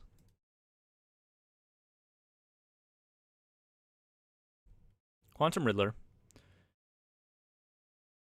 Jay Sather says, I just want Eric to play meta decks, but change all the lands to deserts. That sounds a little worse, no? Another Voice of Victory, sure. Why not?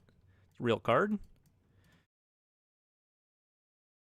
I do like Esper Origins for these lists as real card advantage. Like, this is probably the best, in my opinion, kind of green card advantage for this list.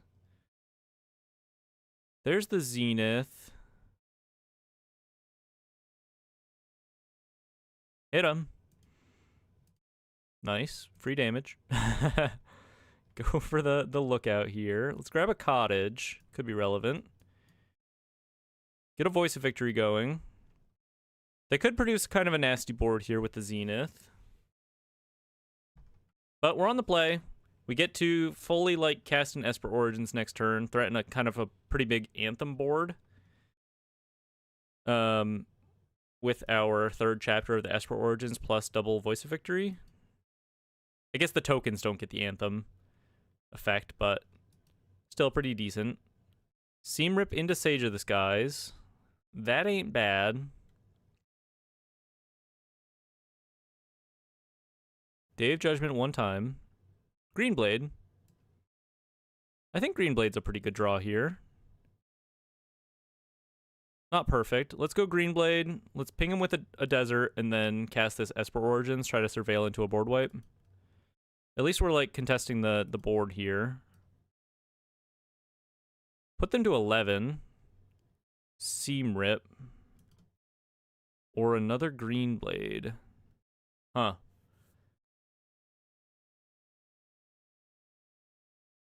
Seam Rip doesn't really do anything for me. Other Green Blade is not that bad. Other Green Blade's not that bad, right? I kind of feel like I'm just losing to, as soon as these are made into 3/4s. Like, how do I beat that aside of a board wipe, you know?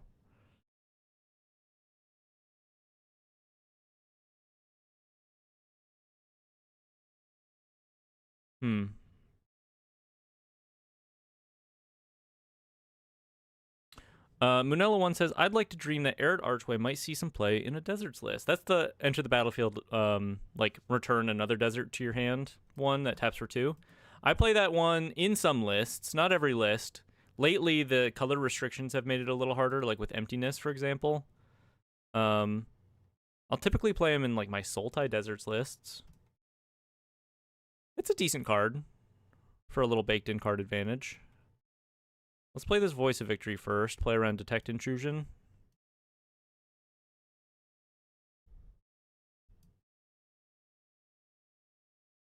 Go for an Esper Origins here. There's a Day of Judgment. Okay. I do like the Day of Judgment. Play a tapped Godless Shrine. Pass it back to you. Try to just survive for a little longer here.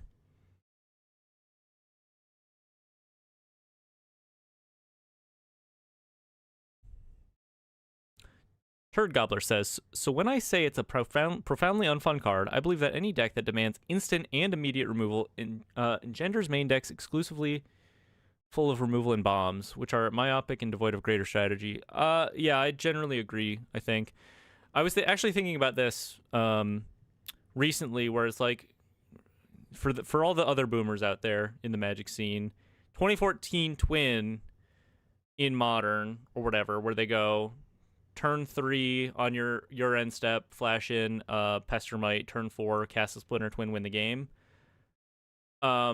You know, at the very least in that scenario where you hold up removal to deal with it, you get to 2 for 1 your opponent, like if you have the removal, right? And yes, they do win if you don't have removal, but at the same time, like, the power of removal is so good in that scenario that it almost like balances everything out.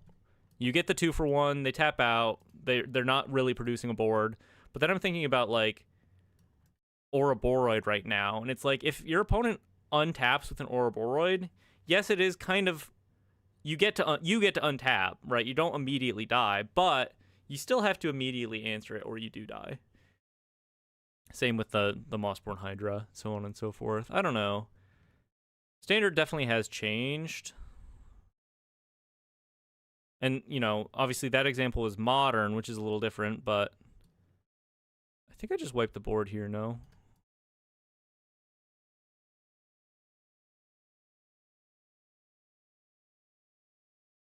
Go for a little Green Blade action. Let's grab a Conduit Pylons for an extra Surveil. Free Strider Lookout is fine. It does block. They only have 4 mana, and we can play the Lookout next turn and start firing up these cottages. So, I don't know. I just don't like... Standard is just like... It's fine to force, like, to demand interaction, I think, in a meta. It's fine to demand interaction. But the way interaction is demanded is just too easy. It's like you have to answer this Ouroboros, and all you get for it is a 1 for 1 at best. You know what I mean? You have to answer this Hydra, and all you get for it is a 1 for 1 at best. I don't know.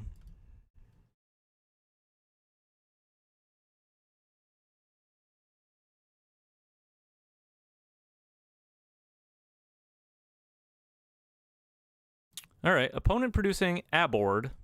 Not a great board. I think I'm feeling okay here, actually.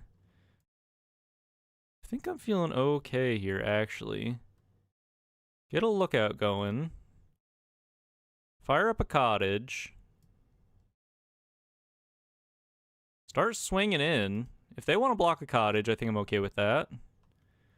We have another one. Do crimes. Make food, importantly.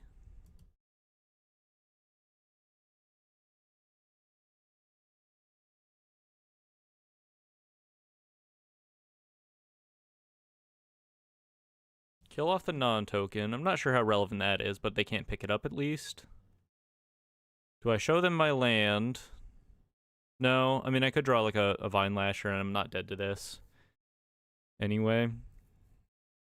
Springleaf Drum. Another Sage of the Skies. Starfield Shepherd. Am I winning this game? Maybe.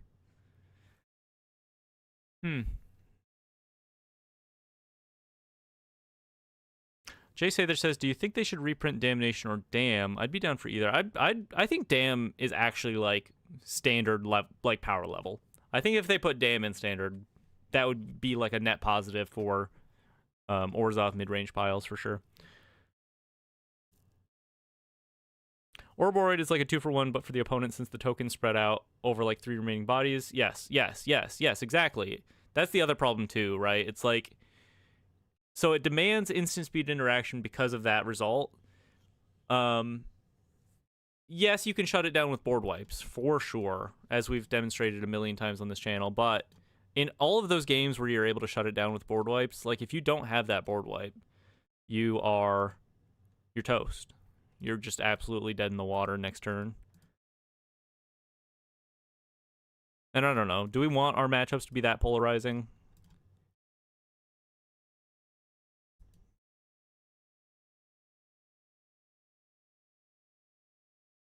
Do crimes.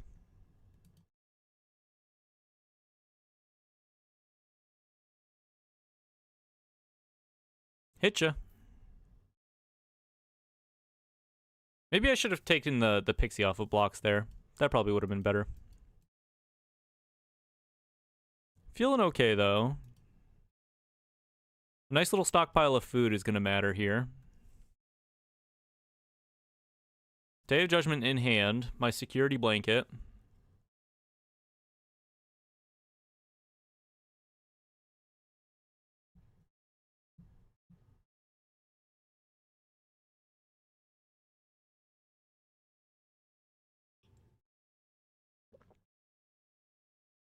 Grindy ass league, by the way, is what this has turned into. 2 quick matches against Mono Green Landfall, and then almost a couple hours into this one, and we might make it to game 3 of match 5. Might make it to game 3 here. Feeling like I should.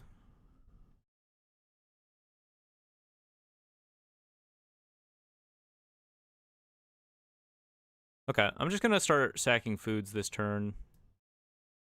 This turn cycle here. Take the Riddler off of blocks. More deserts is more good. Because if I fire up the cottage... Oh, I guess if I play a plains, I can sack food, huh? And I'm probably not dead in the air. I guess there's no guarantee of that.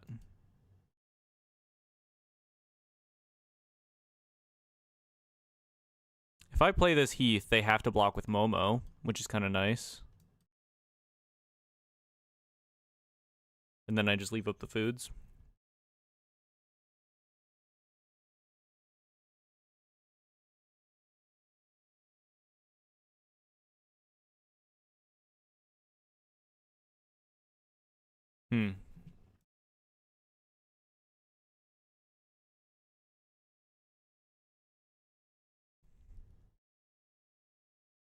Starfield Shepherd. It's a close one, gang. You know, it's really close. Best draws in this position, probably just removal for, like, real removal for blockers. Real removal for blockers. Say that 10 times fast. Start sacking foods here. Go back to 8. I mean, they have to have real removal here, kind of, right?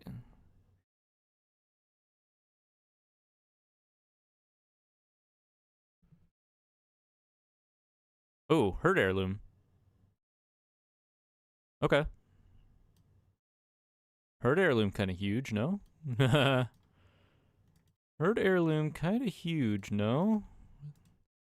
Fire up the cottage. I don't think I want to...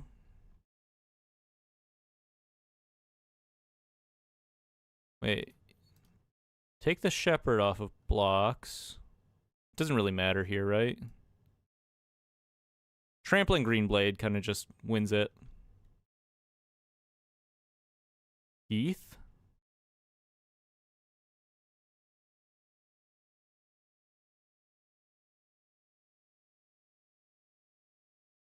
I think we done it, folks.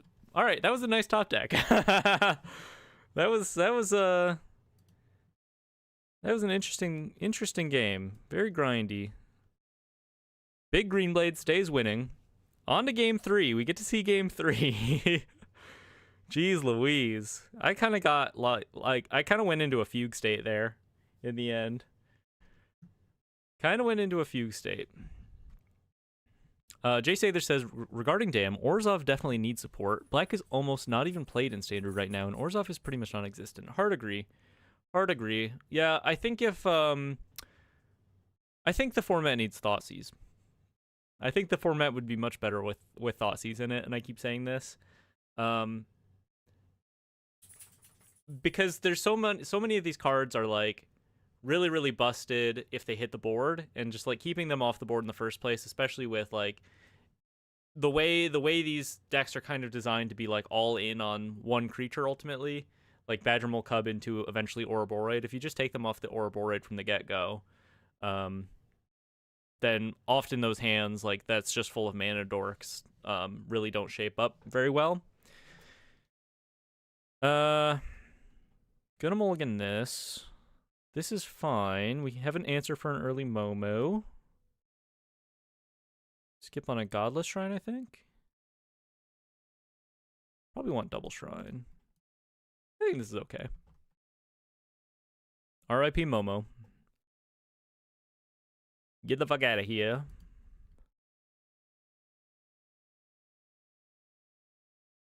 What up, Stebo Bebo? Thanks for stopping by, brother. Appreciate you. It's going okay. We're in the final match 5 of this this best of 3 league, and it's going okay. There have been some ups and downs. There have been some real ups and downs. Ooh, little voice of victory for me. I think that's better than the lookout, and we will keep that bitter triumph on top. Turn 2 voice. But this is game 3 of match 5, deciding whether or not we finish 3-2 or 2-3. Guess we play a Heath here.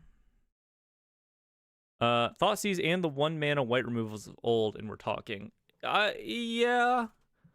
I think Path to Exile is close. Path to Exile might be a little too strong for Standard, but I'm not positive.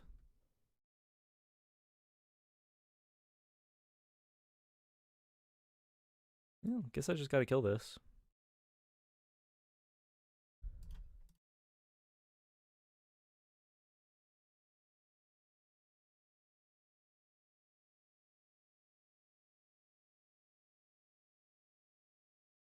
Ooh. Esper Origins, huh? Play a lookout. Tapped Godless Shrine. Pass it back to you. Appreciate you, Stebo Bebo. Thank you. You also said, I don't like Thoughtseize in the meta without some counterplay to it, though. Like some 1 mana spells that give you Hexproof, Leyline of Sanctity, or cards that punish discard.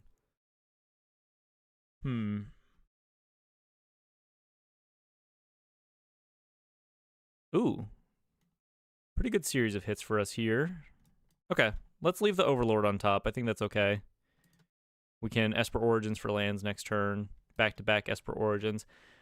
I don't know. Does Thoughtseize need counterplay? I feel like, to me, Thoughtseize just represents fair magic, which is kind of a magic that I like, you know? Less synergy-based and more strictly, like, just kind of playing good cards. I don't know. Maybe I'm talking out my ass a little here. Day of Judgment on top. Definitely going to keep that with a land hit. I understand that, like, unfair decks also utilize Thoughtseize to push through their combo and whatnot.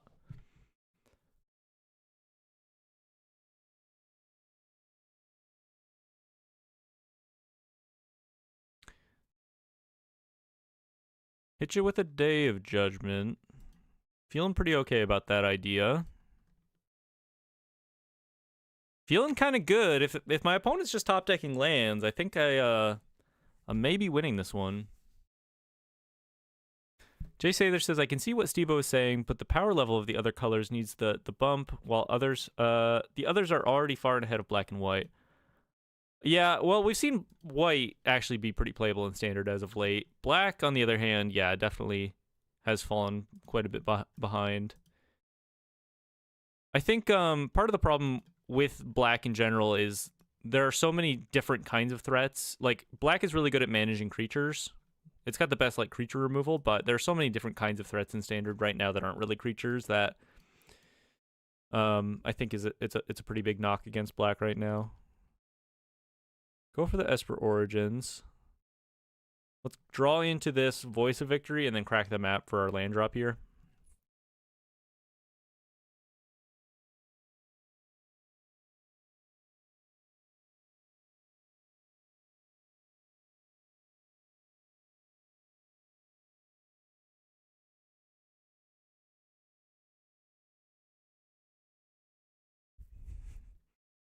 They pick up their Seamrip. Okay, that's cool. Seamrip, my new Espermaduin. But that's A-okay with me. Sage of the Skies. All right, they're kind of back in it a little.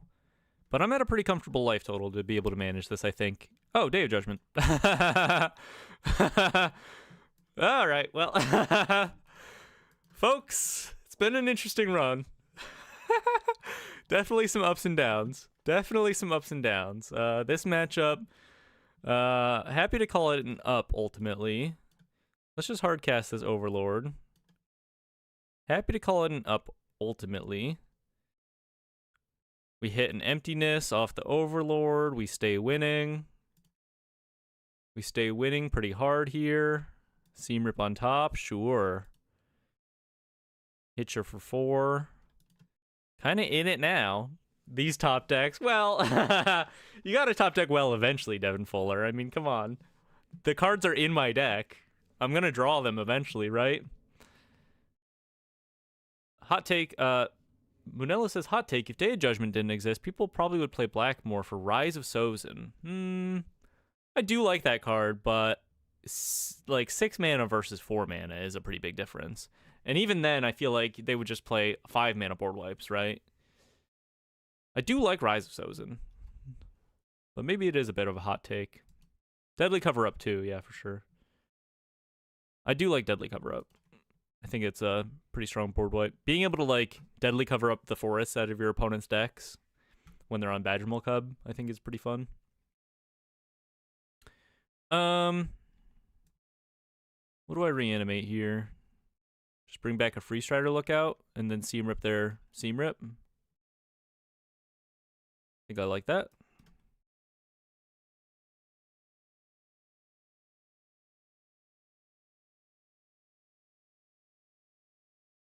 I guess I don't have to do this main phase, but, well, I guess I had to do that bit main phase if I wanted to swing into their tokens here.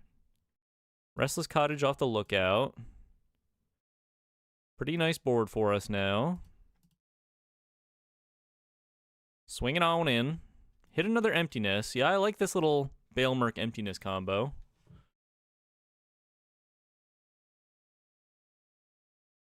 And then there are also some 5 mana whiteboard wipes in Standard that don't really see play because of Day of Judgment, like the one that exiles all creatures and spacecraft, maybe? I think that one's pretty good. Or good-ish. It has potential to be good, were Day of Judgment not in Standard.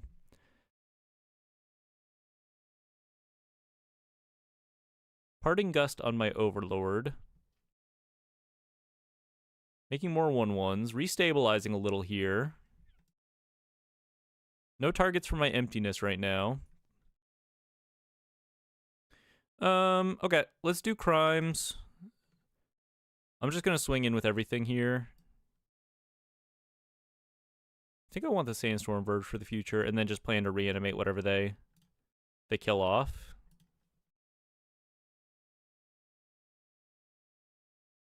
I guess I'll leave a fish back.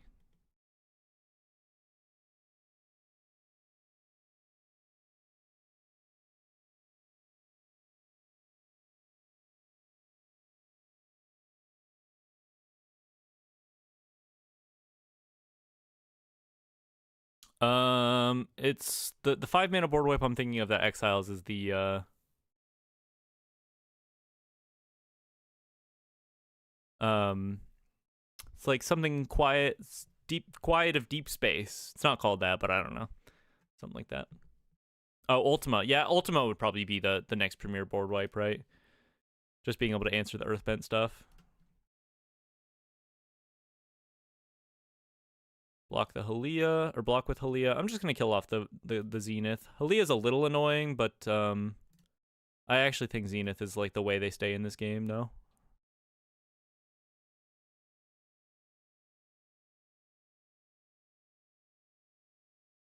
All right. Well, that ought to do her.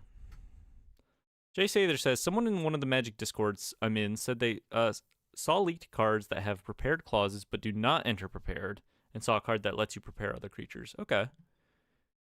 Interesting. Seam Rip my Seam Rip. To Seam Rip a Voice of Victory. Not going to be enough, though. All right, folks. Turns out Abzan Deserts stays winning. Mono green, horrible matchup, perhaps. But otherwise, managed to pull out wins against some real decks. We did play Goblins match 1. But we beat Is It Lessons and Blue-White Momo? So I'd say those were some pretty real wins. Beyond the Quiet. Thank you, Otter Jones. I was pretty close with whatever the fuck I said.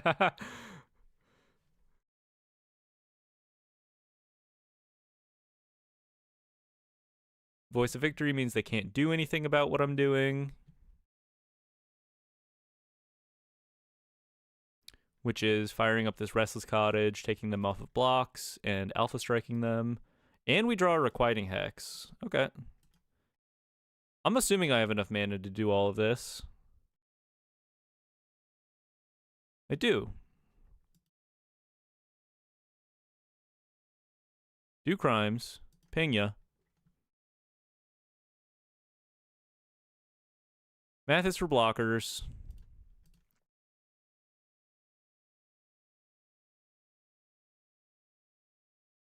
Don't be like me. Count the damage, but I'm pretty sure this is enough. I'm pretty sure this is enough.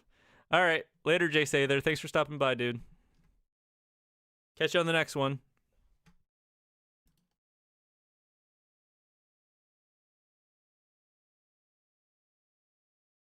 3-2 finish. Salty Towns run back. Okay, I'm down. I'm down. Let's do it.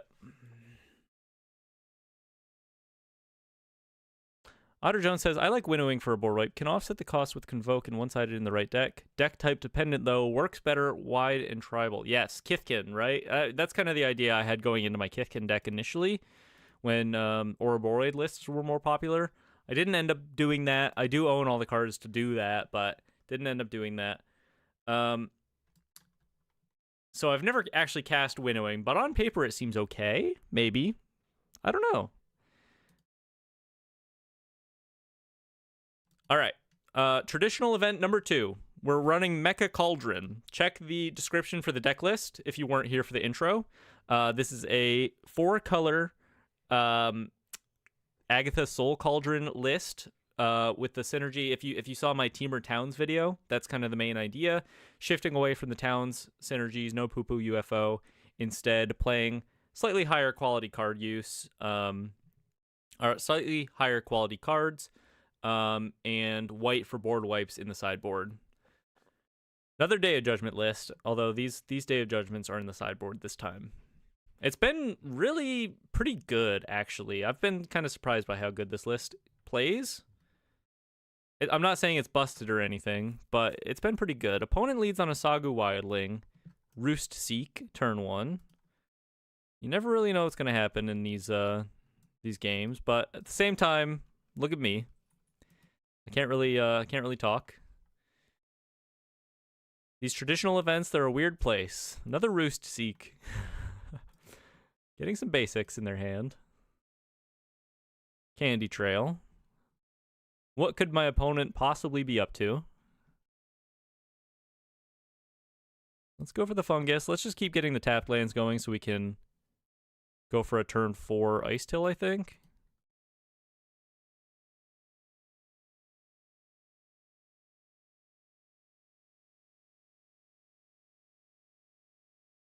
Roost Seek.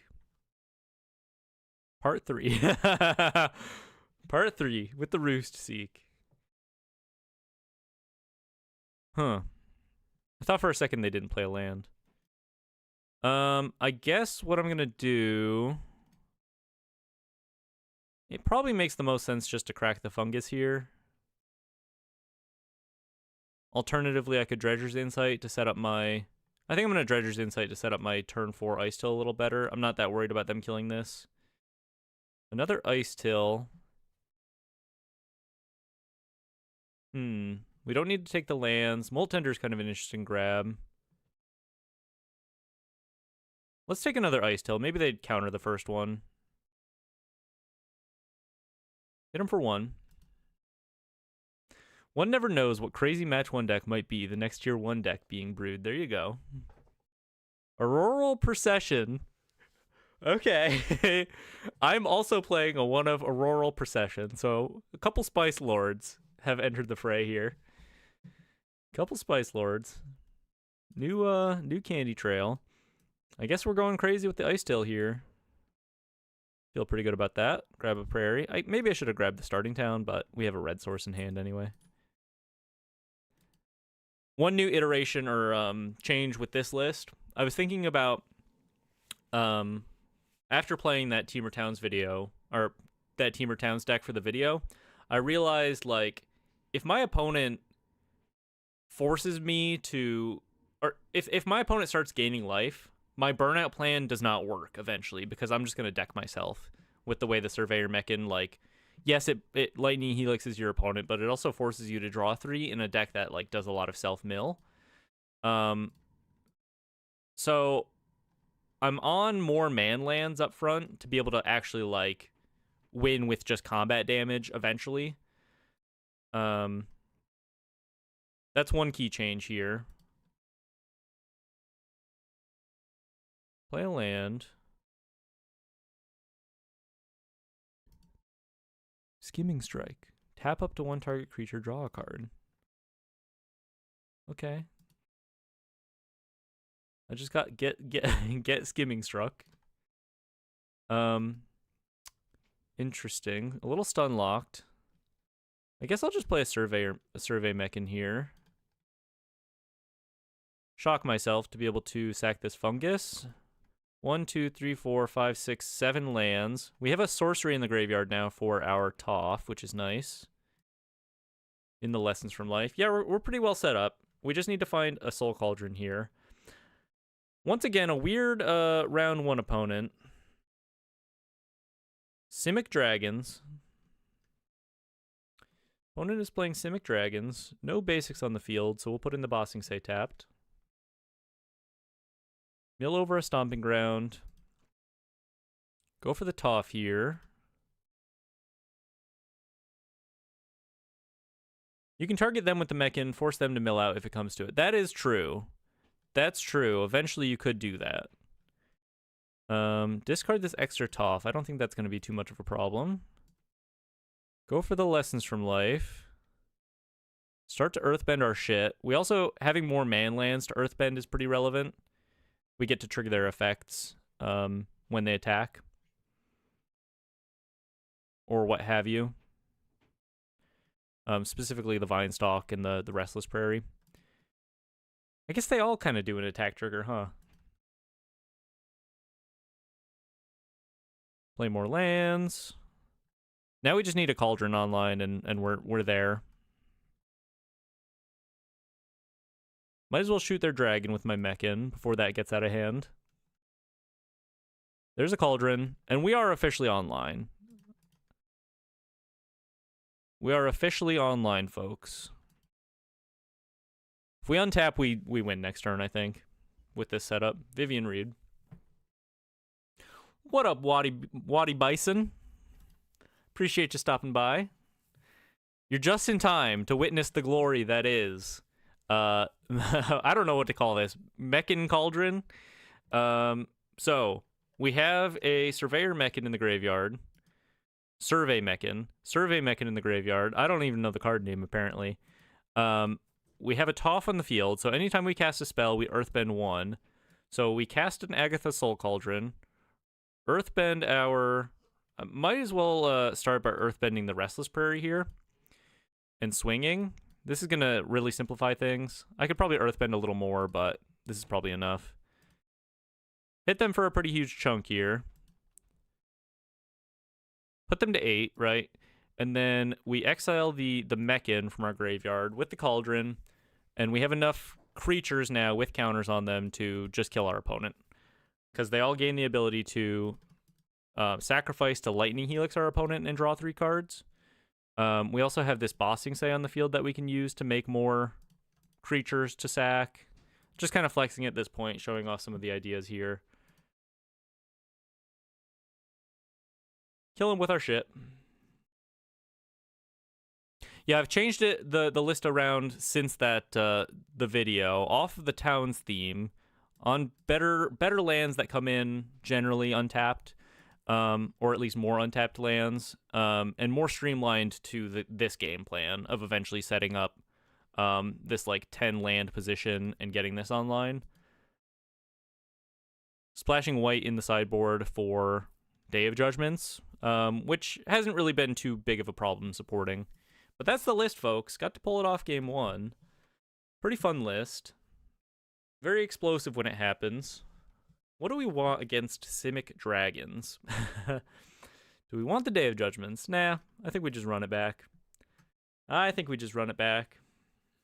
not too worried here. Loopy Daz, sorry about ya.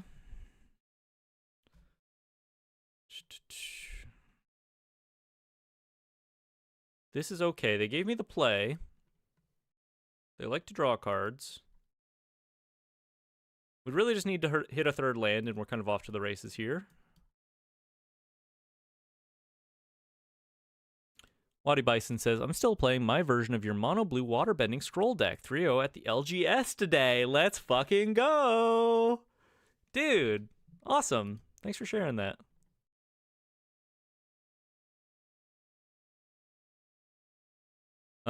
Okay, so they go ahead and try to tap my 1-2 to draw a card, blah, blah, blah.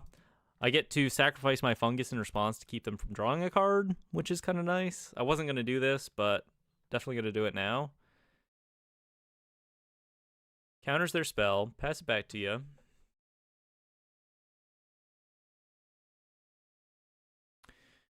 Turn 3, well, I guess this is our turn 4. We'll play a Lookout. I actually do like the inclusion of the Lookouts here. Always gets us a land. It always gets us a land, which is pretty much exactly what we need in this deck. And it's got reach, so it can block Slickshot show-offs, if need be.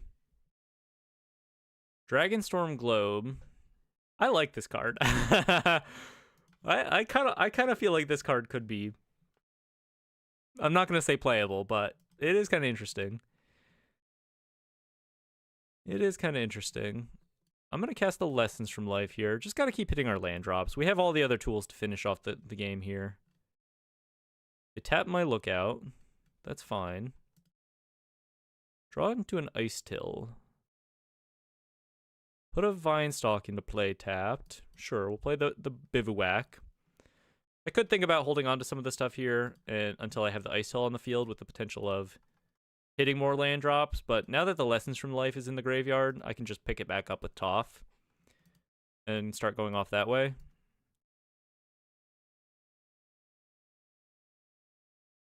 So we get to go Toph. Pick up the Lessons from Life. We can just discard a Mechan this way as well. Let's assume they don't have Graveyard Hate. Shock in this passage. Cast a Cauldron. Animate the Restless Vinestalk, or Earthbend the Restless Vinestalk. Swing at them for a pretty big chunk here.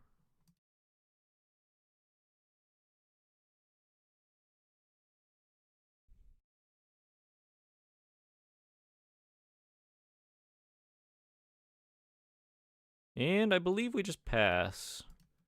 Insidious Fungus, also a nice inclusion because you can exile it with the Cauldron if like you need to answer a bunch of artifacts and enchantments, etc. Aether Spark. Okay. Phantom Balatro says, was playing a standard event and saw my opponent was playing deserts. I thought, oh, another Eric viewer, cool. Then saw it was you. I was playing Azorius Blink. GG's. Yo. When was this? Wait, was this just now? Were you playing the Azorius Momo?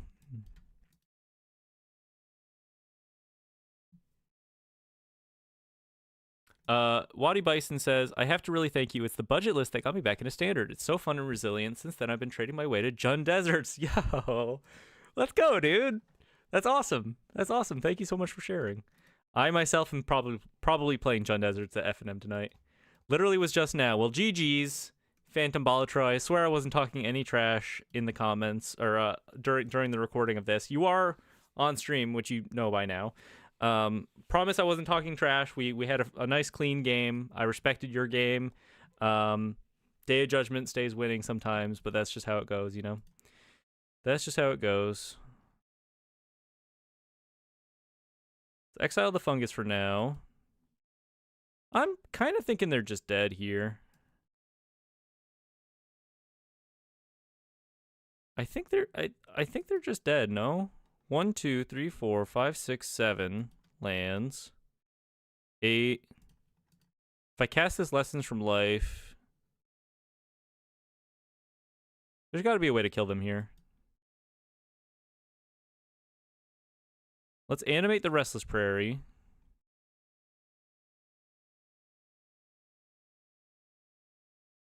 Put the Breeding Pool into play tapped. Play an island, 9. So now I exile the Mechan, and I can pay 1 mana to sack my guys.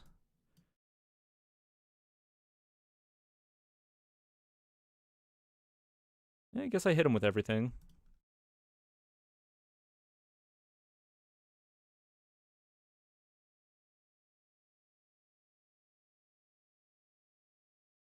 Devin Fuller says, opponent really loves drawing cards and searching for lands. I smell Ugin. Yeah, maybe. That's actually a pretty good guess. That this could possibly be an Ugin matchup. Well, they're not dead. They're not dead. I guess they could. Yeah, they're not dead. Could they be dead if I just start doing this? Wait, hold on. Oh, I think I figured it out. If I sacrifice one of my creatures to Insidious Fungus to put a land on my hand, land from my hand on the battlefield, onto the battlefield, then if I draw a land, they die, right? That seems worth trying. Because then it'll bump me up to 10 lands. Okay, great. And now I can sack these guys for free. Sweet. Maybe a little risky, but fun to test the limits there in that moment.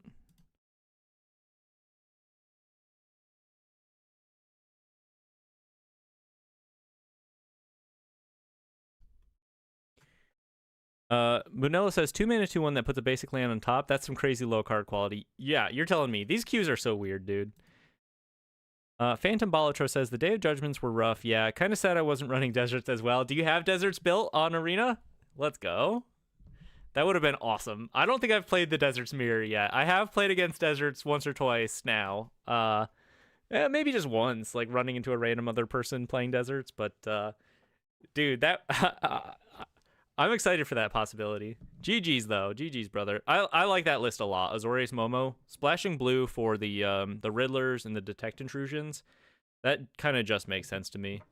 Especially with like you're already on Springleaf Drum, making the splash isn't really hard. Flood Farm Verge being a base white land really simplifies the mana, I think. It seems like a pretty logical next evolution of the deck.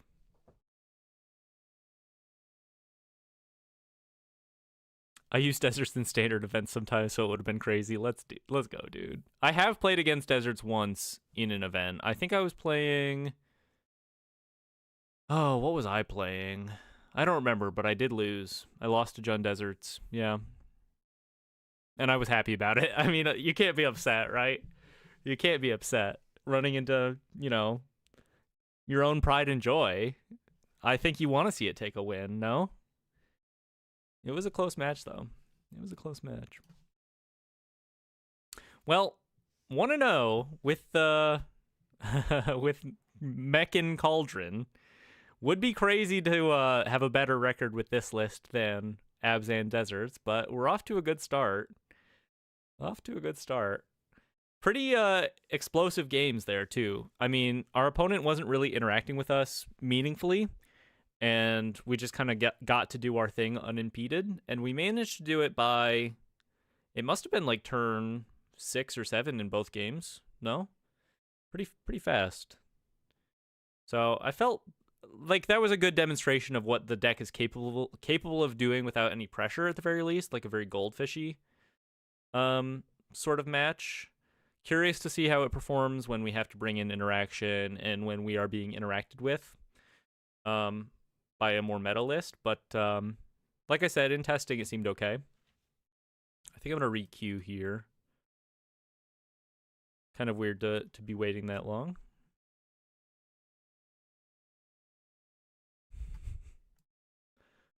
Munello says, the master losing to the student with desert emojis. Yes, sir. Yes, sir. It happens. It happens. You know what would be crazy? Like, the craziest, like, eventuality possibility of all of this is, like, I show up and I'm just casually playing on the ladder or something or in an event, and Shahar Shenhar is on Deserts and absolutely whomps me. I would be so, like, I don't know. We're living in a simulation kind of moment. This is a pretty good hand. This is a pretty good hand. I like all of the early ramp here. With the Cauldron in hand is nice. Only one green source and it enters tapped is a little rough, but should be okay. On the play. Repping the grist drip.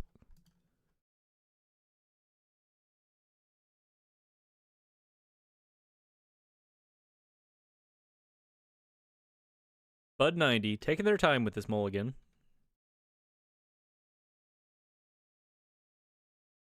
Hitch it with the prairie. I guess I go turn 2 Molt Tender since I have this lookout in hand.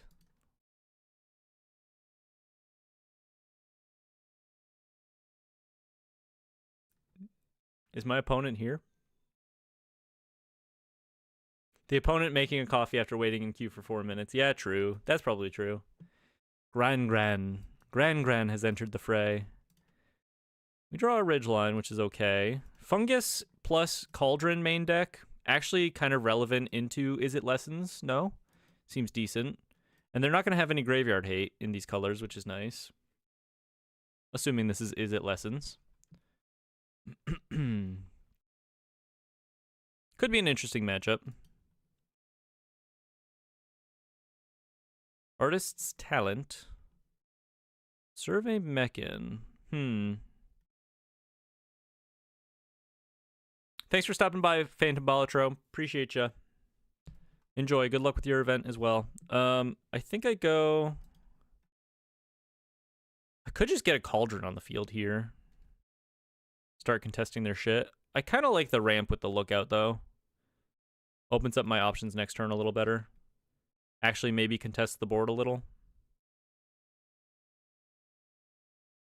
Pass it back here. I can't cast a Fungus quite yet, but I'm not sure that I would want to. Mechan in hand, so we have the setup. They might just kill my Molt Tender here.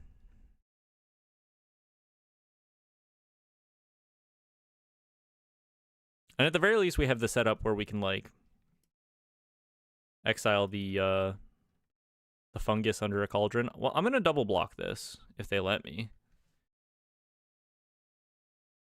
I think it'd be a little crazy not to. Discards a land.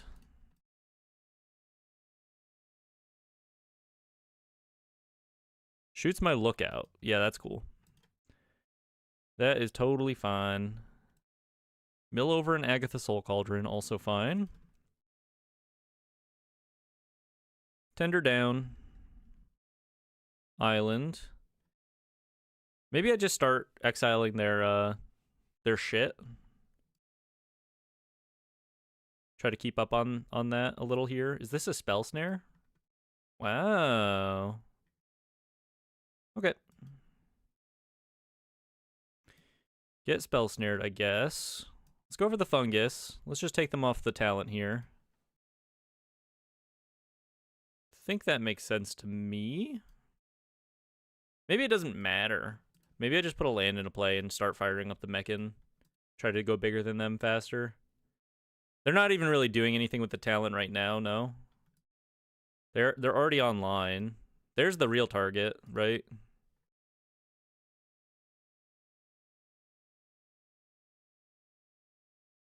Yeah, I'm just gonna blow that up.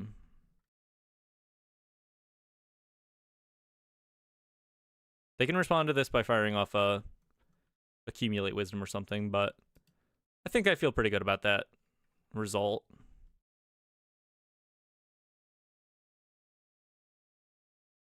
Fire off and Accumulate Wisdom now. That's unfortunate. We draw a Toph. Nothing to return to hand, unfortunately. Kind of one of the problems with Toph in this list. I don't actually have a whole lot of targets to return. Probably a deck building error, but it is what it is. Let's shock ourselves and play a Mechan here. Play around Quench. Has Hexproof. Pretty relevant. Fires off another Accumulate Wisdom. Okay. I can't believe we're all playing Standard with Ancestral Recall in it. And it's just kind of okay. But it is kind of crazy sometimes at the same time. Block the Gran. Another Monument. Okay, well, sometimes they just have it, huh? Sometimes they just have it. Plains. If only Mechan was a tiny bit bigger. Yeah, it would be nice if it was just a 2/3, right? Like, actually be able to trade with Slick Shot Show-Offs early and block Grans. Let's shoot the Gran. Draw some cards.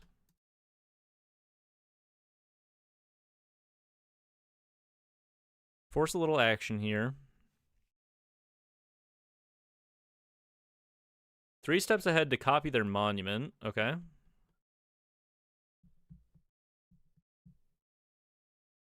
That's a fast way to close out a game here.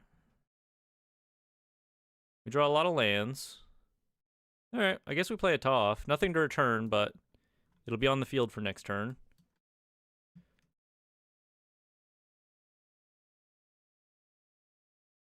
Levels up the Artist talent. I'm almost certainly dead to this. Combustion Technique. Discarding their shit. Drawing and discarding and drawing to discard more cards, which they draw more cards off of to discard. And kill me in the meantime. Is this their 4th Accumulate Wisdom? 3rd Accumulate Wisdom. Looking grim. Agreed. Yeah, I don't think anyone faults me for just scooping it in here, right? Packing it up. Another Monument. Certainly dead. Bring in my playset of Wear Downs for this matchup. Take out... What do we take out?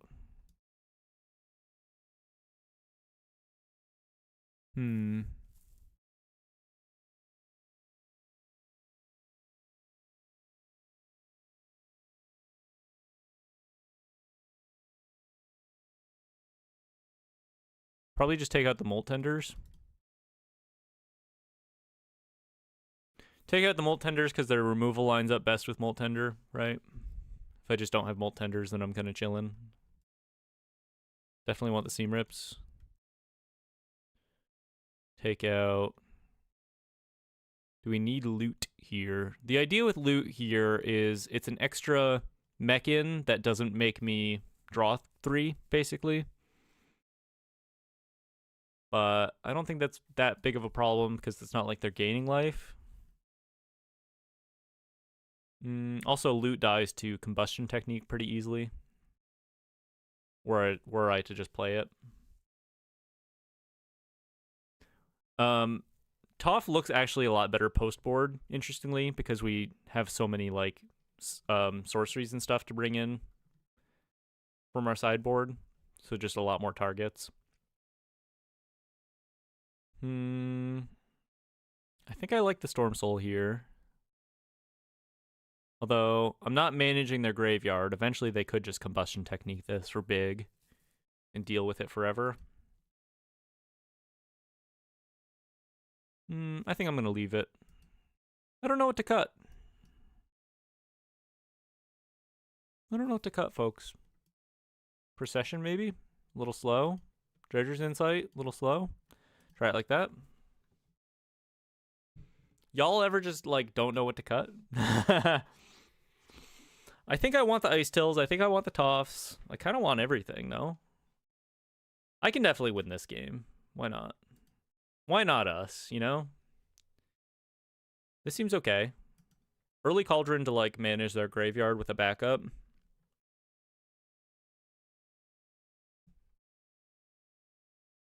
Put a Fungus in the graveyard. Loot's Exhaust for mana might be relevant, perhaps. Maybe. Maybe. Not really sure. Let's go for the Cauldron here. Be able to manage their graveyard here.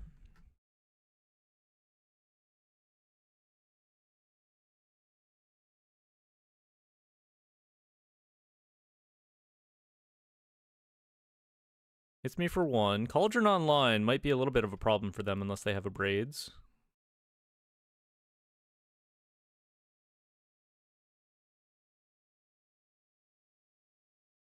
Yeah, I guess we play a Fungus. Although, if they're not going to let me, like, they're not going to try to counter this, right? I'll just play a Fungus. It's early enough that I think the ramp bit is pretty relevant.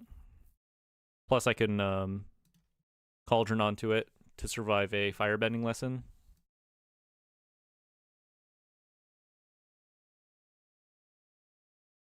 Monument. Okay. Swing with Grain, I dare you. I think what I do here is let them attack. If they attack, then I exile their Gran. Now I can block Gran. And then if they decide they want to get Frosty here, I just blow up the Monument or whatever. So I think this is kind of ultimately a bad attack. They get a redraw.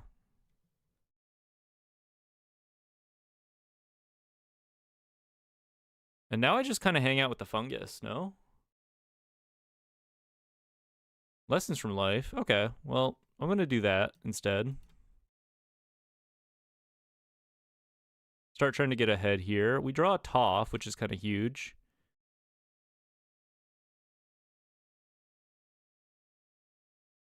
I could go big on the Fungus here and start swinging in that way. I might as well hold up the Cauldron to manage their lessons, though. The earlier you do that, the better it'll be for you. Long term, right?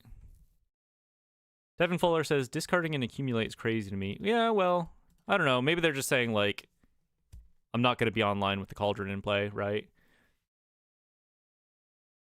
Not worth casting this. Feeling pretty good about this position, though. Firebending lesson. Okay. Combustion technique. Okay. Wow. A nice little 2-for-1 from my Insidious Fungus. Holy shit. I'm winning this one. That's crazy. Wear down. That's crazy, man. Play a Toff. Discard a Starting Town. Grab Lessons from Life. We're like so far ahead. Blow up the Monument. Animate the Restless Ridgeline. Holy shit. Like, get absolutely fucked. Alright. I think we can beat Is It Lessons. I think we can beat Is It Lessons, which is weird to say, but I think we can. On the play, at least. Maybe not on the draw as easily. Feels like, I don't know. Feels like, get fucked. Bud 90, no offense. No offense. Firebending lesson on the Toff. Okay.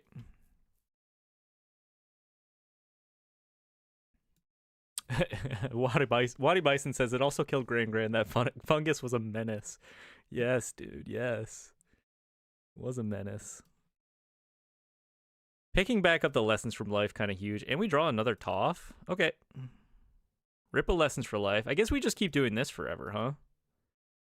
Draw another fungus. I'm just going to hold on to the fungus, actually, to be able to get a cast trigger off the Toph here. We just need to find a Mechan now, and we kind of win. No?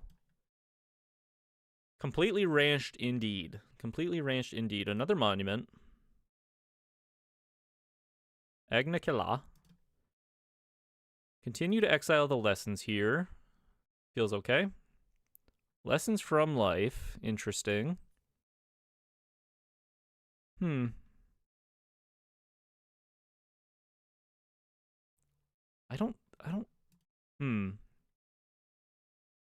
guess I maybe just exile the fungus and start doing that. Right? If I just start exiling the fungus, and now all of my creatures get to do this. Okay, my sequencing was bad here. I got a little ahead of myself, but they might just scoop to this, realizing that I have this online now.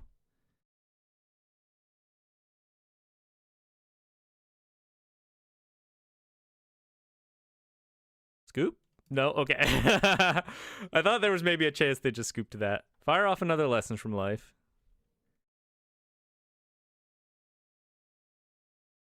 They can counter this, I guess. Sure, you got it, brother. You quenched me. I'm so fucking quenched.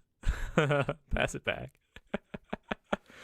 0 cards in hand, 1 card in hand, 2 cards in hand, 1 card in hand. Discards an island. Back to me. And they scoop it up. Okay, fair enough. Thank you. Appreciate you. All right. Lessons from life not being a lesson is wild. I guess so. That would be kind of crazy if it was, though. Imagine. Teamer lessons might be kind of real at that point. Yeah, that felt like we had pretty good answers to everything there. Main deck, Graveyard Hate. Main deck, Artifact and Enchantment Hate. Plus, we get to bring in Wear Downs, which are kind of crazy in this matchup, I think. Let's keep a smart hand game 3 here. On the draw. Seam Rip, Wear Down. Ice Till. Okay.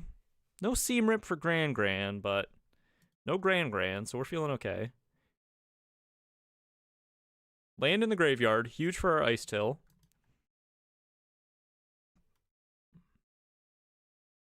Soul Cauldron. All right. We are chillin'. No need to play into the Quench here. Rips and Accumulate Wisdom. I might play into the Quench next turn. Gran. Hello, grandmother. I'm going to play into the Quench this turn. Is that crazy? I have so many lands. Maybe that's dumb. I'm going to start a poll. Play into the Quench.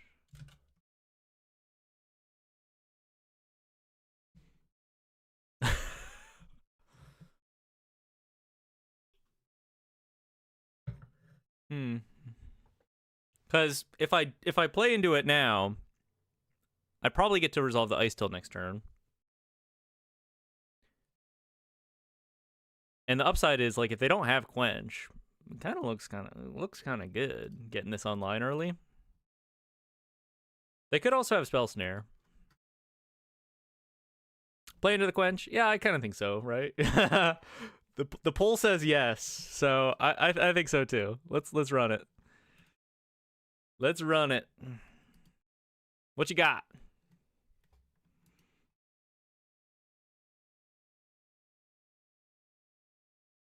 All right, Spell Snare. So it didn't matter anyway, right? It didn't matter anyway. It didn't matter anyway. Swings in with the Gran. 4 mana.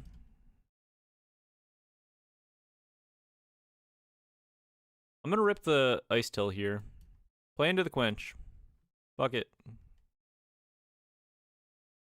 No. The consequences of my actions. Quench into accumulate wisdom. No. Into another accumulate wisdom. Holy shit. Okay, Bud 90. I see you, brother. They're salty because they lost the last one. Monument to Endurance. Monument to Endurance. That's a nice little wear down we've got in hand.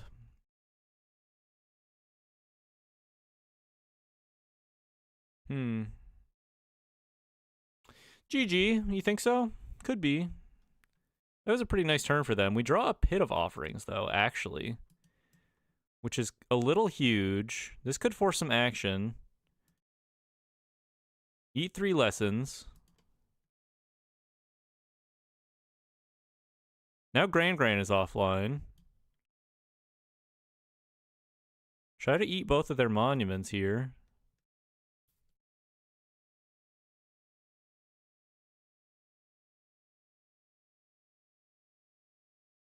And we can pay for a Quench. Yeah, obviously I'm going to pay for the Quench, bro. You have another Quench? Flash Freeze. Okay. Alright. Well, that's probably GG. That's probably GG. Wow. We'll see. No, well this is GG for sure. What the fuck, man? Okay. What a nuts like sequence, no?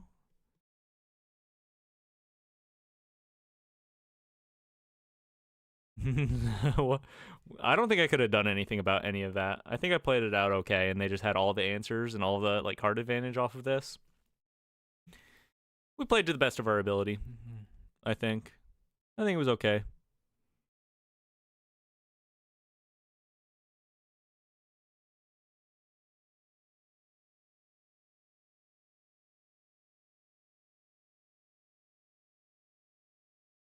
See if this resolves. Maybe draw into another wear down.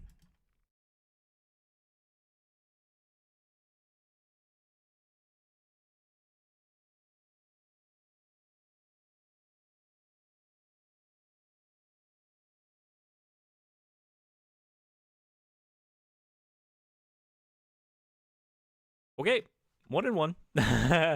We got to range them game 2. They were pretty.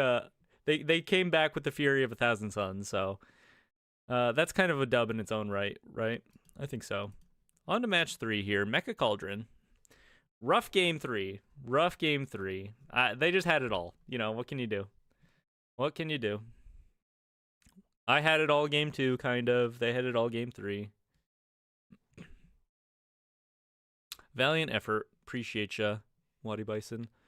HVTNZ says, losing for Reanimator isn't that bad compared to this. Yeah, at least it's over quickly when you get cheesed by most other strats, but having to sit through a million triggers, it's kind of like an additional loss in a way. Let's put this back. Let's keep this. It's not great. Skip on a Mechan here. Yeah, the accumulate, like ripping 2 accumulates in a row after countering my shit was kind of insane, no?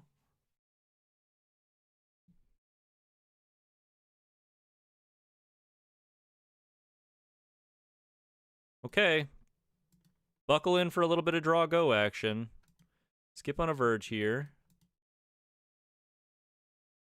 Stock up. Ripping the stock up. Fair enough. I kind of think this could be a good matchup. I could be wrong about that. But if this is like Jeskai control, eventually I'm going to stick a bunch of man lands, right? Waddy Bison says, GTG, I hope game 3 goes well, and I was so stoked to get to a live stream finally. We'll appreciate you stopping by. See you next Friday, hopefully. GG's. Opponent seam rips my Cauldron.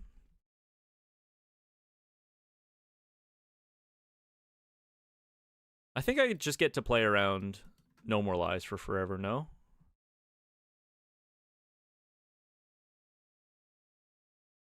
I mean, it'd be kind of funny if they No More Lies this Molt Tender. I'm going to let them do it if they want. Okay. Fair enough. Fair enough.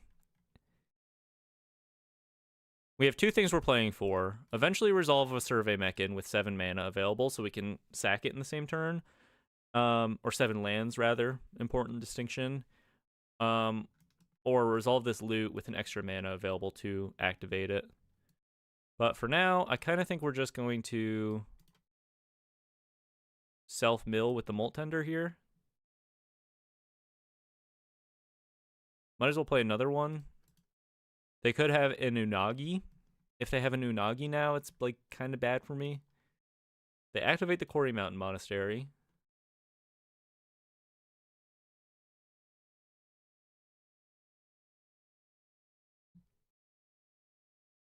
Day of Judgment. Fair enough. Mill a card. Put a land in the graveyard. That's nice. Insidious Fungus. Also nice. Go for the fungus.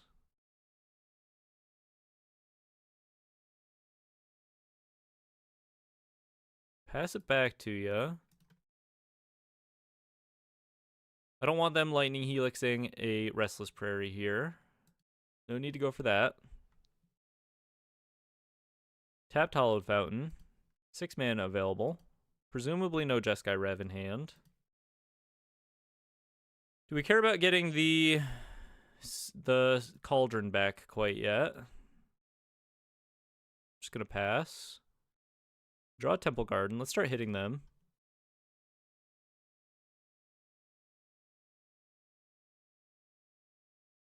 I'm gonna go for this Survey Mechan here. If they cast a No More Lies, I get to pay for it. And then if they eventually do kill this off, I guess the worst outcome of all of this was like, they force me to pay 3 mana.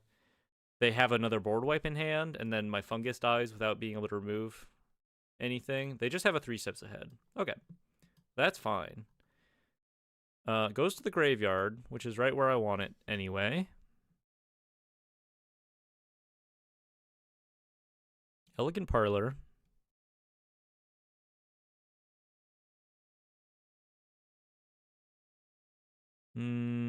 Still chilling. We draw a Soul Cauldron. Interesting. Continue to hit ya. And we try a Cauldron. Why not? If I get to Cauldron onto the fungus, I could force some action. Spell Snare. Okay. Pass it back. One more land, and I'll go for the loot here. We are in the Rev zone, but it kind of feels like they have no Rev, lots of lands. Probably still a No More Lies in hand. Ooh, Auroral Procession. Interesting. What would I even grab? Maybe a Cauldron? 1, 2 for Cauldron. 3, 4. Cast the Cauldron. Have enough mana to pay for No More Lies and activate the Mechan ability. I think that's worth going for right now. Why not?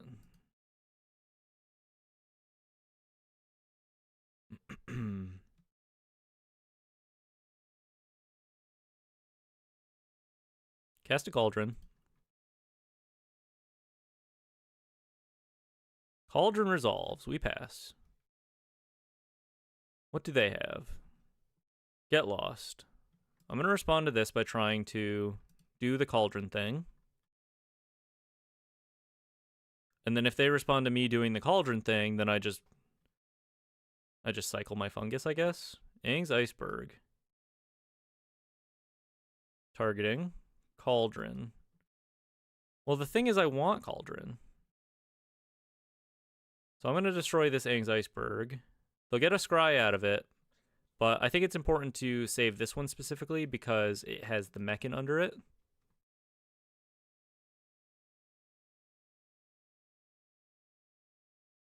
They're digging. They leave something on top, which is a bad sign. As per usual. Stock up. Okay. 1, 2, 3, 4, 5, 6. If they play an untapped land, we're in the Rev zone again, as HVTNZ so eloquently put it. We draw Lessons from Life. Is kind of nice. I think I'm going to go for that.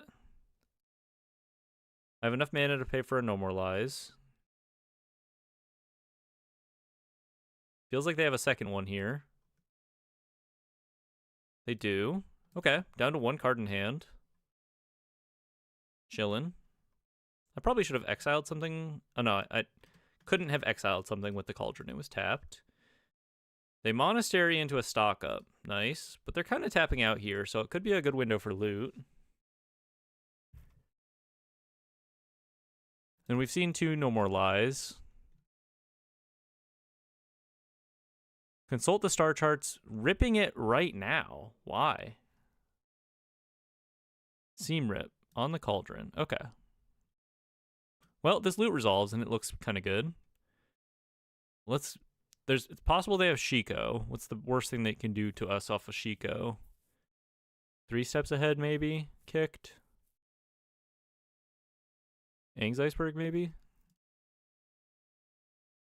Already 2 stock ups in the graveyard. And we draw a Bossing Say is kind of nice. Make sure we leave up blue mana here. Gonna be drawing some cards. Hit ya for 4.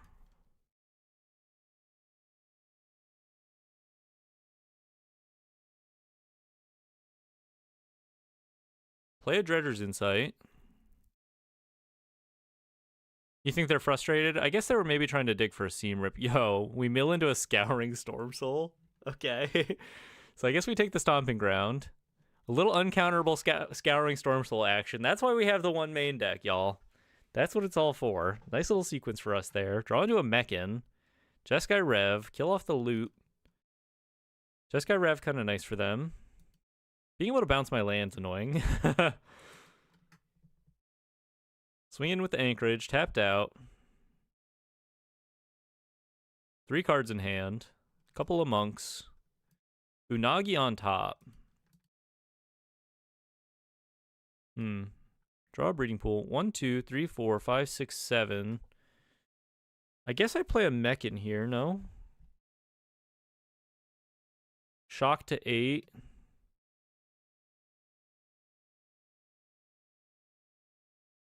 I think I go for the Mechan because they're tapped out. I can do the Storm Soul on a future turn.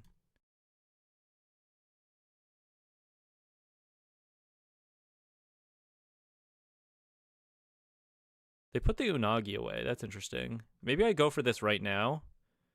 If they have Unagis in their deck, I could just kill a Prowess guy. I think this is okay.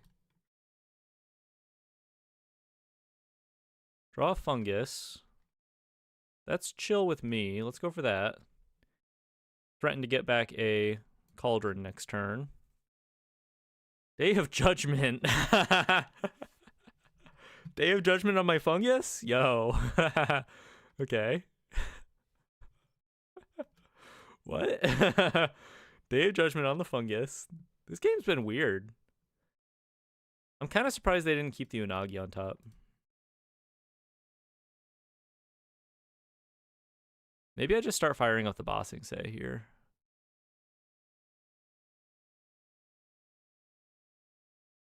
I can do that and Storm Soul.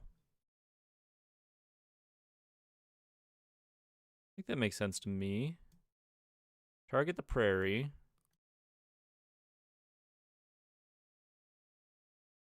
Pass.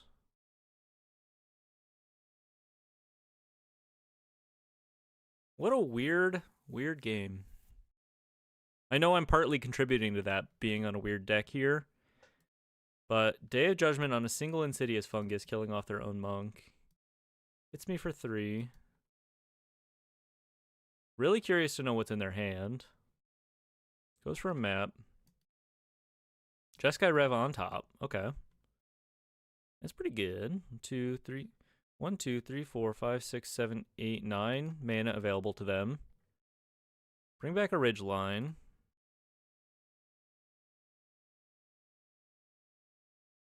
Storm Soul on the field. Trigger the Dredger's Insight. Get lost. Okay.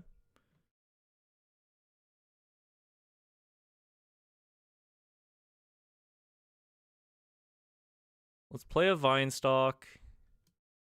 Let's Bossing Say the Vinestalk here. Actually, if I Bossing Say the Ridgeline, can I... attack with it? Not really. Maybe I just play a lookout. Get more material on the field. More lands. More lands is more good. Put that into play. Crack a map here. Lots of lands in hand. Another lookout. Sure. It's something. Swing for 3 here. Hold up the mana to bring back the Storm Soul.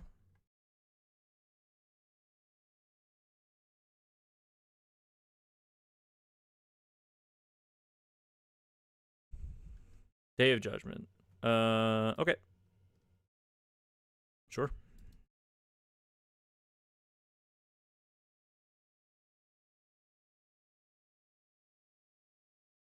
Get back my boy. Only 1 land in the graveyard. This is the last land in the graveyard, unfortunately. But they do have to deal with it. And by deal with it, I mean bounce it. Play a Clifftop Lookout. Get another land into play.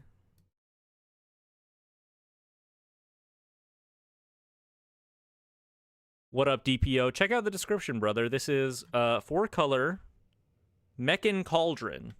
It's a lands deck where we have all unique lands in the list, all one-ofs, in an attempt to get a Survey Mechan under an Agatha Soul Cauldron to be able to just like burn our opponents out. But we're in a match against Jeskai Control, so not super likely that we pull off the combo necessarily.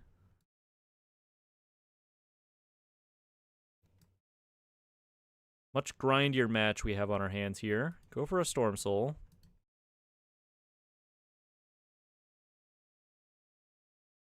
Animate a Vinestalk. Start cracking maps. Draw another land. Yeah, the million lands in hand is not super helpful for us here. Not super helpful for us. I'd actually prefer that these be non-lands, were I given the choice. They rip a Consult the Star Charts. Kicked. Rest in peace. Okay, classic.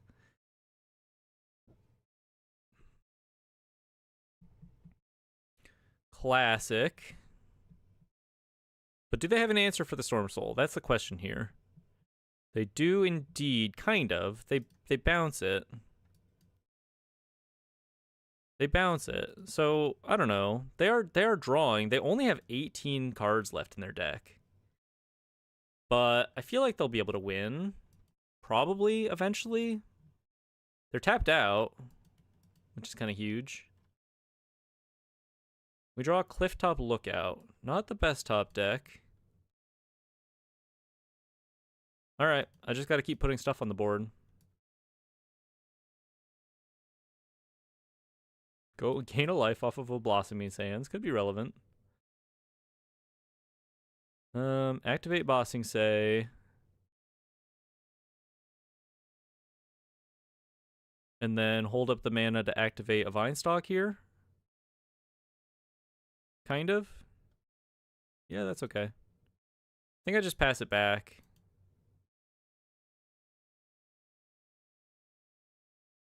Big ol' 17/17 Storm Soul.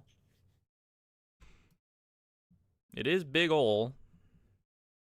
But they are just ripping off really, really good card selection here. I don't know. I think this is fair to scoop it up here, right? Y'all? Makes sense to me, right? We're like in deep. I'm just top decking lands and they're ripping all this card selection this late in the game. Surely they have another Day of Judgment in the deck. If that's what they want. Let's see what they cast. Get Lost. Yeah, I can't beat that now. They've dealt with the Storm Soul, which means, you know, they have an overwhelming board of guys that I can't beat that. Bring in the Wear Downs. They have a lot of like enchantment-based removal. Only 1 Revelation left, but how do I actually win through a board of like 5/5 monks? You know, with how my deck is situated there. I just don't know that that's happening. I think I just bring the wear downs. They seem kind of solid. Or at least 2. I need to be able to answer rest in peace is the thing.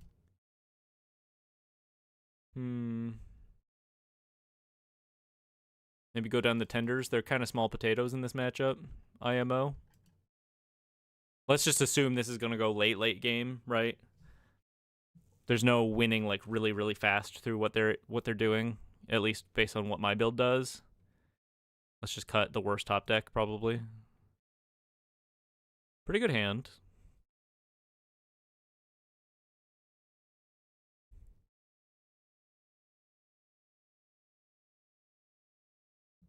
Opponent mulligans to 6. Do I just lead on the fungus here? Devin Fuller says, I really can't imagine it's fun playing with this Jeskai list. Like, playing against it or playing as it? I think it would be miserable piloting this deck on the ladder or on MTGA in general. Imagine every match is like 30 minutes minimum. Yeah, I cannot imagine that that's fun. Sack the fungus here. They're representing a spell snare. Shocking in the steam vents there. I'm going to go for this Lessons from Life. They have double blue. So we're dodging No More Lies at the very least. This could be negate, but it also could just be a consult the star charts. Sick. I mean, if we start resolving these bad boys, I'm feeling pretty ahead. Next turn we can procession it back if we want, if they're tapped out. Rip it again. Okay. Feeling okay. Flood Farm Verge. Do they rip a stock up here? Rest in peace. That's fine. We can win through that. We get to resolve a Mechan here, assuming they don't have... Assuming they don't have a Knoll? Well, I'm not going to play around a Knoll. There's no playing around it. There is a Knoll, but I get to get this Cauldron on the field then. So it all kind of works out. And then next turn I get to go Mechan and sack it. And play around No More Lies.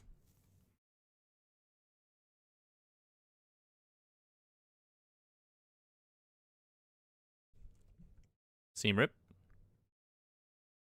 Okay. Urban Retreat. Do they have another annul? Go for a Survey Mechan. Okay, it resolves. I'm just going to rip this now. Don't detect intrusion me, bro. Draw some nice cards. Love to see another Lessons from Life. I bet it's fun in... Here's my one exception. I bet it's fun in paper, where you're at a timed event, and most rounds are going to go to, like, near time anyway. Fine. Play it in paper, but the idea of, like, actually just, like, this is my free fun time. I'm going to play 3 matches in 3 hours. Yeah, that doesn't sound super fun for me. Rip the Lessons from Life. See if this resolves. It does. We are so ahead. I guess I'm going to go for the Clifftop Retreat. If they want to No More Lies this, I'm fine with that. Or the Clifftop Lookout. Got to draw into some action here, though.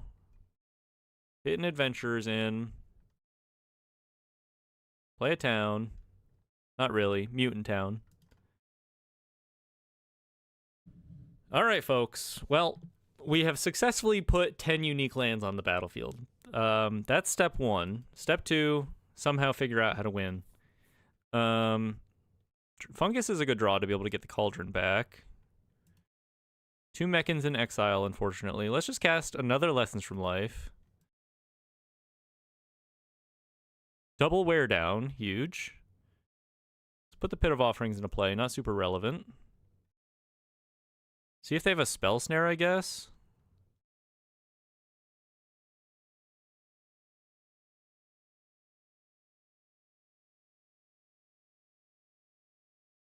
Blow up their shit. We get our Cauldron back. I guess I'm going to shock myself and cast this Dredger's Insight now. Could mill into a Mechan here. Ice Till. Sure, I'll grab the Ice Till. Why not?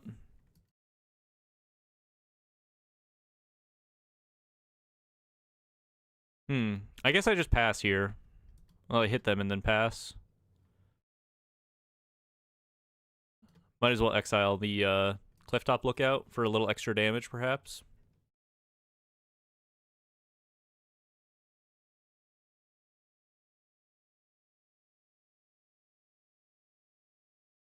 All right. Well, I kind of think I'm winning this one. I ripped 3 lessons from life, and they all resolved. Back to me. 1, 2, 3, 4, 5, 6, 7. 7 mana, but feeling pretty ahead here. How do I win this?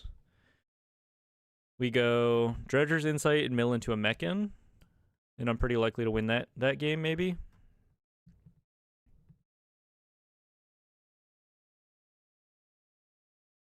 Another Cauldron, Ice Till. I guess I take another Cauldron just in... No, I already have another in hand. Take an Ice Till.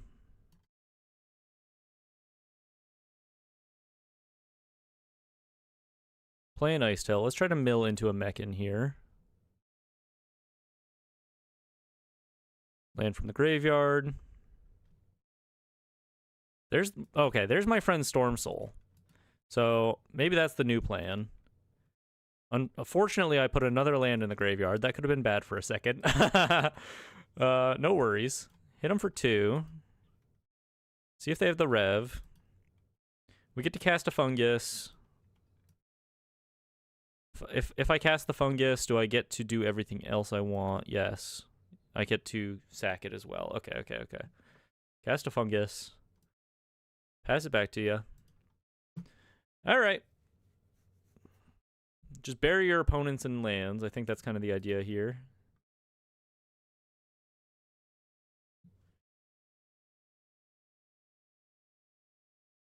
Draw a loot. Put this into play. And they scoop it up. Great. Okay, good. Oh, the awesome power of 4-color, whatever this is. Mechan Cauldron. I don't know. Someone come up with a good name, like an old school name. Dead Guy Ale or Panza. What should we call this one? If I see some good suggestions in the chat, I'll throw up a poll and we can officially cement this into existence. Stamp it into existence. I'll throw out one suggestion. I'll pick one.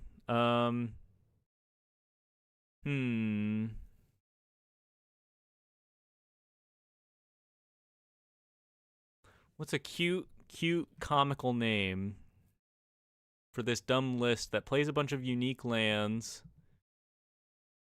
Survey Mechan, Burn Your Face, Space Invaders. There's my one suggestion. Space Invaders. Let's lead on a Fungus here. Actually, we'll just play a land and pass. Mechan Soup. Oh, I like Mechan Soup. Okay. All right. Go for a Fungus. See if they care. Pass it back. Mechan Soup is pretty good. It's a fun play on the Cauldron idea. Seam Rip on the Fungus. Mechan Lessons. Ooh, Alphabet Soup, because there's one of everything and you need the Cauldron. And we almost play 26 lands. It's 25, but you could definitely play 26.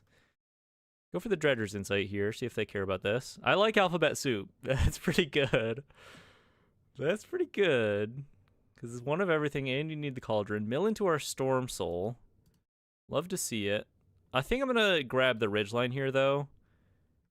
Just keep my land drops going. If they rest in peace me now, I'm feeling a little sad, maybe, but Mechan noodle soup. Some good ones. Some good ideas here in the chat, y'all. Good job. Go for a lookout. See if they care about this. If they don't care about this, I wonder if they even have counter magic in hand. We get a blue source, which is kind of nice. Be able to cast these lessons from life. Okay, any last minute suggestions? Otherwise, I'm throwing up the poll.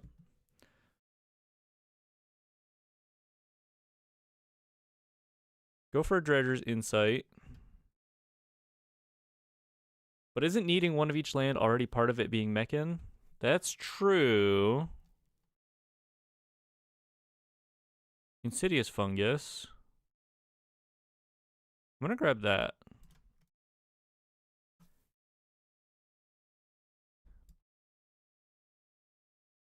Hit you for 1. Alphabet Soup.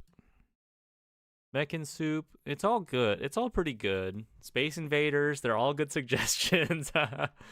No more lies on my fungus. Wow. Okay. That's chill with me.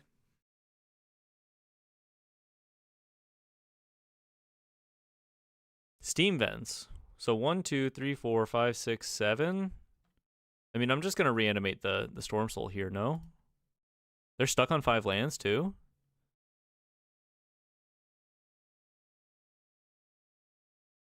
Planes in the graveyard? I guess I get to cast this Dredger's Insight, maybe. Stew is also good. Mechan Stew? Alphabet Stew? Alphabet Soup rolls off the tongue a little better, though, no? Let's grab more natty land drops here. Actually, let's pick up a Mechan at this point. I think we have enough other stuff going on to justify it. Gaining a lot of life off the Dredger's Insights here. Yeah, I'm a huge Storm Soul fan. As soon as I eyed this in the Spider-Man spoilers, I knew this was a card for me.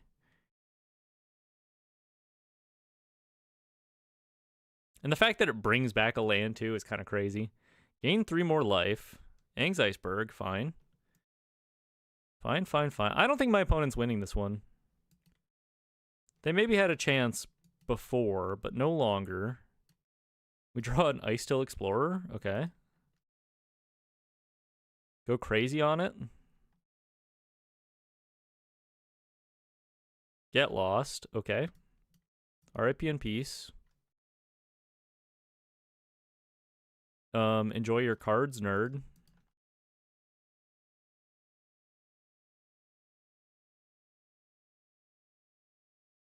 Start cracking some maps. We'll crack 1 map and hold up the redraw on the fungus. Sure, we'll draw it off. Seems pretty good. Pass it back. All right, let me start that poll real quick. Deck name. Space Invaders. Mechan Soup.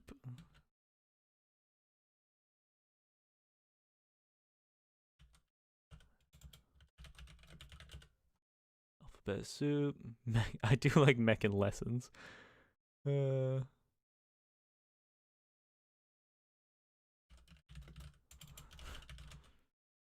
right. And don't just vote for your own. You know, let's be real here.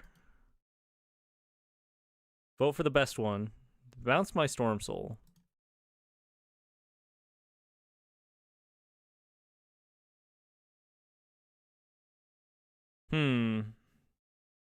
I guess I just play Toph. There's a Meringue on the field. Do I just die to board wipes if I do this? I just start ripping lessons from life, no? Like, if I rip 2 of these in a row, can I lose that game?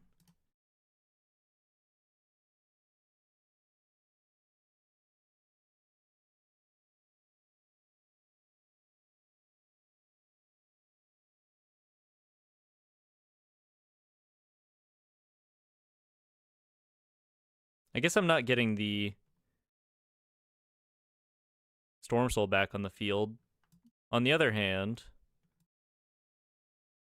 Took 2 damage there for no reason. On the other hand, I get to do all of this shit, which includes exiling a Mechan here. We actually finally get to do the thing in this matchup. Gain 1,000,000 life. Okay, well, I guess I just pass. I don't need to start ripping these quite yet to discard to hand size. Consult the start charts. Someone voted for Space Invaders? Thank you. Mechan Soup. Mechan Soup with many votes. It's close. Mechan Soup. I like it. We'll leave it up for a little bit. Pretty sure I'm just going to win right here, no? Play it off.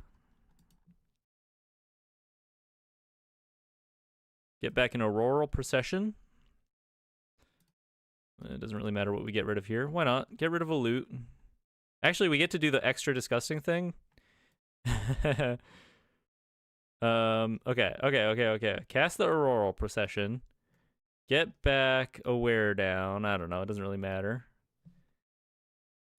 Start bending my lands. Mechan Cheese. Mechan Cheese also kind of good. What am I even doing here? What? No. Dredger's Insight. The fun thing is I get to exile a loot under my my cauldron now, which means that all of these like guys with counters also get to burn my opponent for 3, like straight up. Gain 4 off of my Dredger's Insights. It's too late for new suggestions though, Munello. The polls have already been opened. The options are on the table. I don't know why my opponent's still in this game. I guess they're letting me do the thing for fun. All right, so exhaust, shoot you. Yes. Exhaust, shoot you. Yes. Exhaust, shoot you. Yes.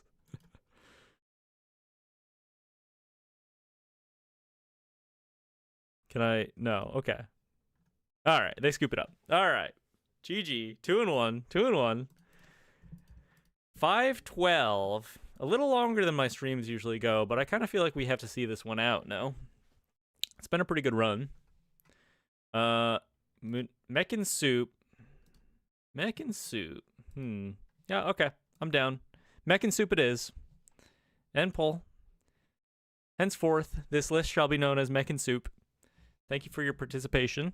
It's not as like dumb as Panza or dumb as Dead Guy Ale in that like it kind of tells you what the deck is about. You could maybe infer that it's a cauldron deck, but it's got a nice ring to it. It's got a nice ring to it. 2-1 so far. Fun run, grindy run. I don't know. There's a possibility that I can't finish this because I have F&M in an hour that I have to leave for, and before that I have to eat dinner. So hard cap at half an hour, which with this list, maybe not too likely, but we'll at least play one more match. We'll at least play one more match. What do you guys think of the list? It's kind of fun, right? Do you think it's competitive is the real question. Does this have competitive bones, or is it just interesting? Curious to hear your thoughts.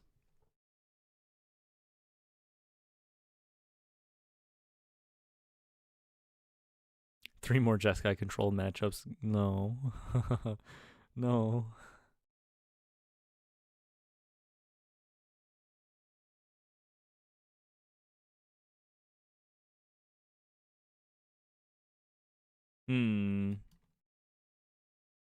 Cancel the queue. Let's rejoin.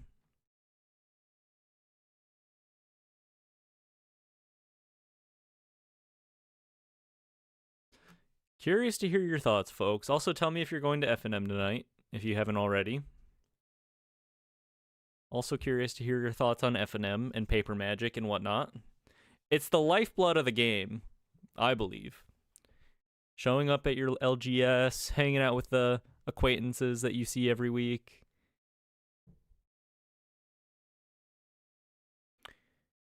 HVTNZ says it could surprise, but I think it probably will get a 53% win rate in Standard. Okay, fair enough.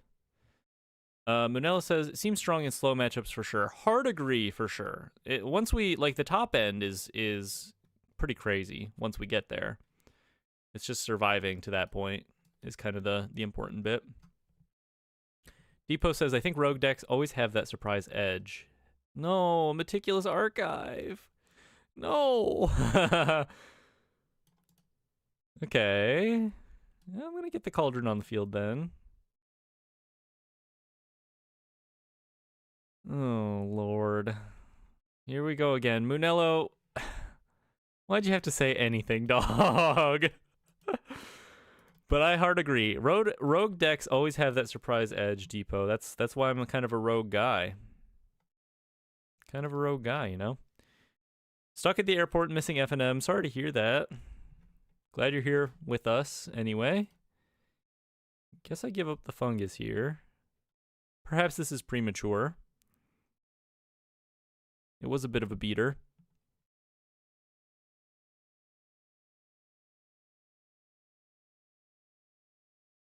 Okay, Clifftop Lookout. I'm actually just going to go for Molt Tender beats.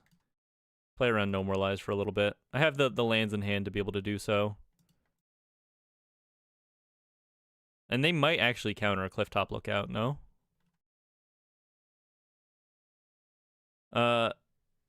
MKUH. I have no idea how to say your name, brother. Sadly, there's not much FNM around me. Commander seems to have taken over Magic. Ooh. That's kind of true. Kind of true, innit? Go for the fungus here. Stebo Bebo says, love the list. Don't think it's too competitive, though. Maybe tier 3? Definitely not the worst of janky decks. Yeah, definitely not the worst of janky decks. Get lost on the... Get lost on the Molt Tender. Okay. Huge. Play a Lookout. Leaving up the mana for No More Lies. Feeling pretty good about that. Start cracking some maps. If they want to go for another Get Lost on my Lookout, I'm feeling okay about that. Draw a land. Nice. I actually think I'm just going to pass it here. If I need to, I can Cauldron onto the Lookout and then cycle it with the fungus situation.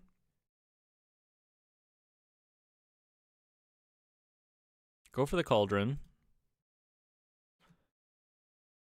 Francis says, mostly a pauper player, so FNM for me is on Wednesdays, LOL. Okay, fair enough. Definitely different nights of the week for that. Tuning in for the Standard stream, though. Welcome. 1, 2, 3, 4, 5, 6, 7 mana. Could go for an Ice Till here. Think I will.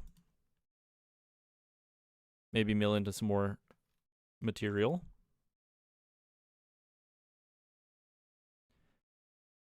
Goog says, my local is mostly Commander, too. 90% Commander because of the cost of Standard decks. Interesting.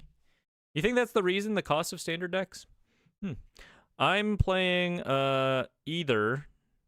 Ooh, Lessons from Life on top. Well, yep, we definitely want to draw that. So we'll just pass here. I'm playing either Abzan Deserts or Bright Glass Control. Those are the main lists I have in paper. I have some other lists floating around, too, in my collection, but... those are the ones I have sleeved up right now, so gonna be one of those two. Yeah, and Commander's super expensive too, right? This argument I find to be very weird, where it's like, well, we don't play Standard because it's expensive. We play Commander instead, and I'm like, okay, how much is your Commander deck? And they're like, $2,000, and I'm like, well, then what are we even doing here? Get lost onto my Ice Till.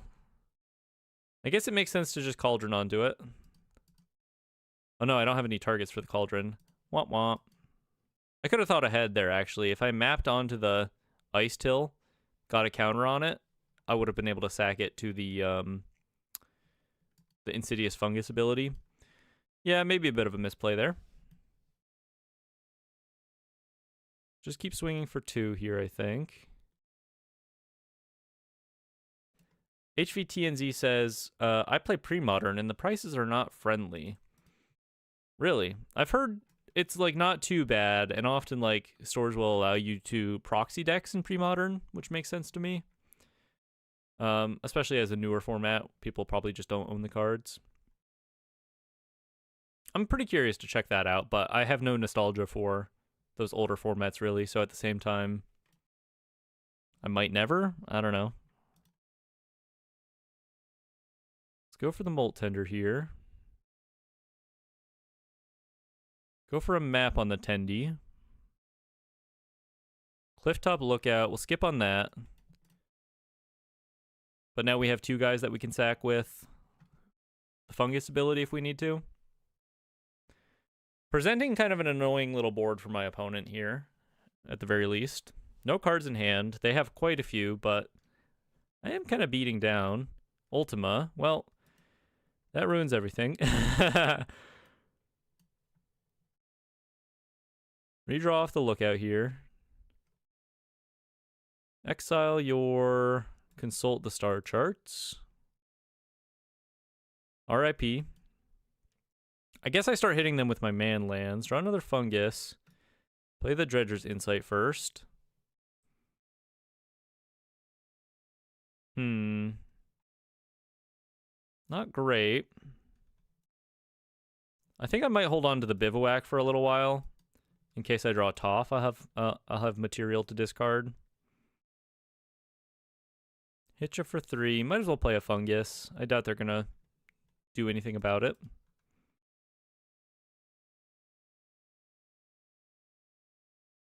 Stebo Bebo says, LGS in my town, play draft on Fridays, has never been standard. Only 2 game stores in this town, though. Oh, okay. So, do any stores in your town run standard, though? I know it's been dwindling in popularity, especially with the way metas have been shaping up the past few years, but... We draw an Auroral Procession. 1, 2, 3, 4, 5, 6, 7, 8, 9. I have enough mana to get back a Lessons from Life and play through No More Lies. I like the sound of that. I also kind of like the sound of the Ice Till, though. Lessons from Life is more likely to actually guarantee real card advantage. No Mechan in the graveyard. Go for this. Could also think about hitting Elspeth, but this seems more game-winning, perhaps.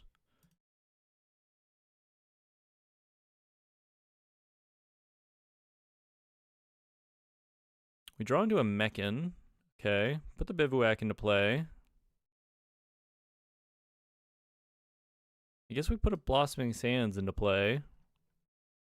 And pass? I don't know. I think my actual way of winning this one involves resolving this Mechan next turn and just kind of trying to hope I draw into one of my cauldrons and go off that way. So maybe I don't pop this Fungus quite yet. Leave it as a cauldron target. If they have another 3 steps ahead in hand, I'm not feeling too good. Alright, rip it. What can you do at this point, you know? 1, 2, 3, 4, 5, 6, 7, 8, 9, 10, 11. Stebo Bebo says, no standard at any of my LGS. Ooh. Weird. I have a pretty big local game store, though. So they kind of run all sorts of formats throughout the week. Commander is always popping, for sure, but Standard gets 8 to 16 people regularly. Actual says, I think a lot of stores might have switched off of Standard a while back when Standard was at a low point and then never switched back. Yeah, that kind of makes sense. I'd like to see it come back, though. I just wish they made it more economical. I think they should... I don't know if this is a hot take. Probably not from a consumer standpoint, but they should abolish the Mythic slot. And make it all rares. And make it an equal distribution.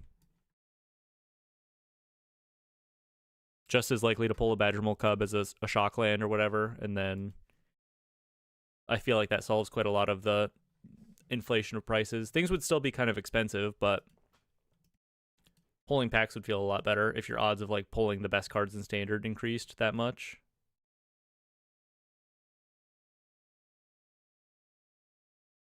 Am I just doing it right now? For sure they have a No More Lies in hand, right? For sure they have a No More Lies. Maybe not. Alright, well, grab a Toph. Just hitting them with the raw Mechans. Maybe that's enough. Pass it back here. I don't like letting them untap, but double Mechan in hand. And I can kind of like...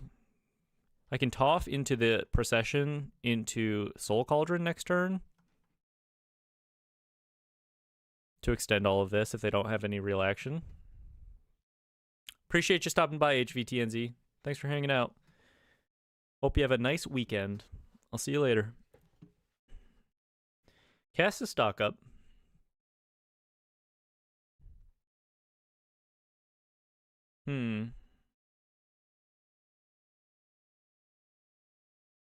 More soldiers. Cast the stock up, more soldiers, but I actually have like a lot of action now.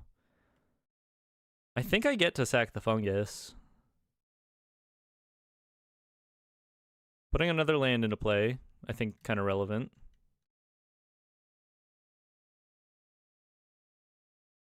Draw into a loot. Draw into a loot.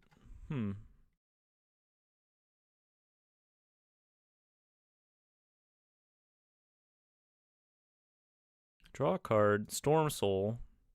1, 2, 3, 4, 5, 6, 7, 8, 9, 10, 11, 12, 13 mana. Wait, 1, 2, 3, 4, 5, 6, 7, 8, 9, 10, 11, 12, 13, 14 mana. So they have to have a million counterspells here, right? Play a Toph. I think we start with the Toph.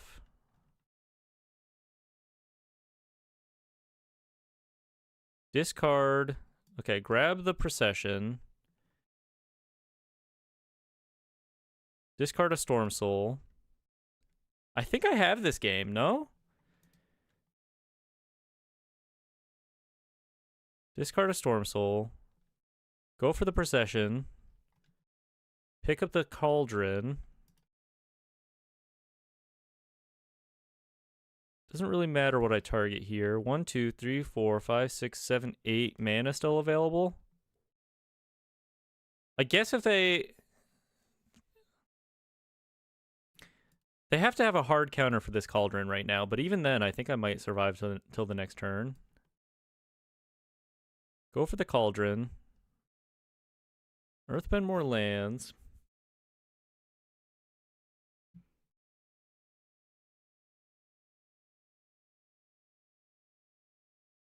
Not sure if you've tried it, but this list could maybe use some Sky Serpent Seeker from DFT. Love Deserts, by the way, says Luigi Rig.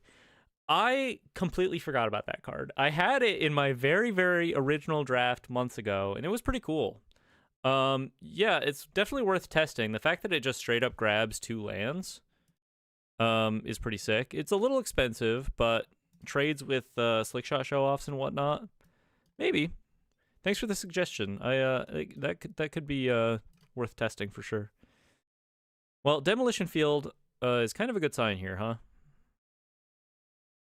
No More Lies. Gonna pay for that. Cauldron resolves. Move to exile my Mechan here. And we've done it. And we've done it. Yes. Yes. Shoot you for 3.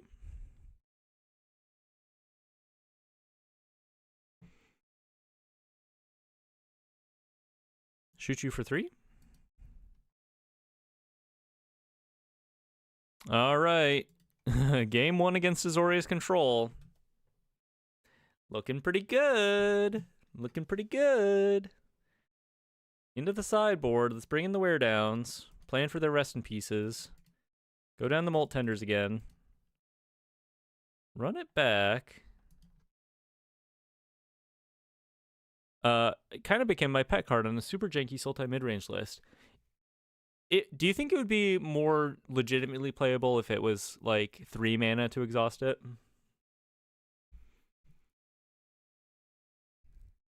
Or would it still be a little too slow? Because I think it's like, it's maybe fringe playable and it becomes a pretty interesting Cauldron target. I think you could justify the first one at the very least in this kind of list for that exact reason. But as far as the curve out of it goes, it's pretty fragile for 2 mana. Dies to all 1 mana removal, right? Definitely interested in trying it out though. We'll keep this. But if you could actually just like curve out, turn 2 Serpent, untap with it, and then guarantee ramp up to 5 mana on the next turn, maybe 6. Like that could actually be a fine card for Standard, I feel like. Let's just start ripping these Dredger's Insights.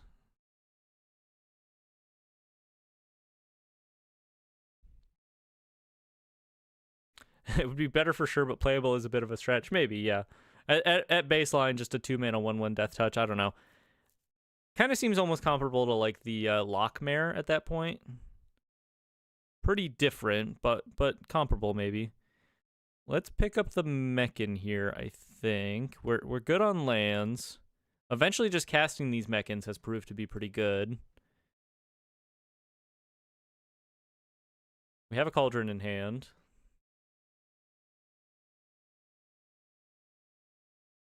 I think I'd like to find an Ice Till Explorer. Or more lands at this point is fine, I guess. Insane Mill? Yeah, it's not bad. Do I want the Temple Garden? I think I can just take the Mutant Town. A lot of lands in the graveyard now.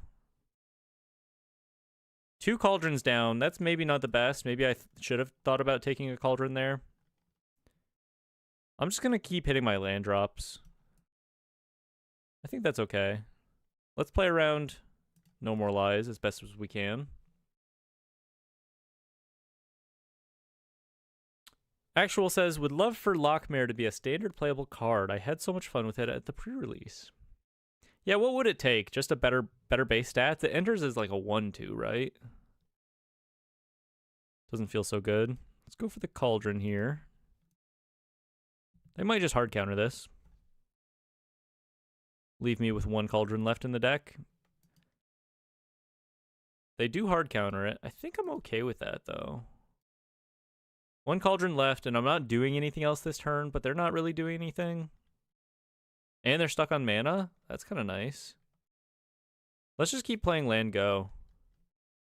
I kind of think we win land go eventually.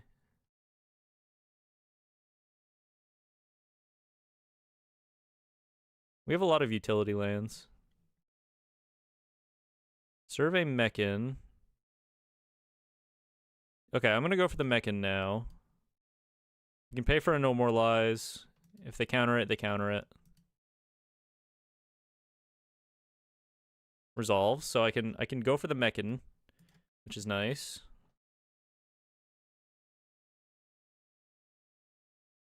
They just straight up pass. Huge. I'm going to go for the... Actually, do I just start hitting them? I guess I just start hitting them. Urban Retreat. I guess I just start hitting them. Mill over a Fungus here.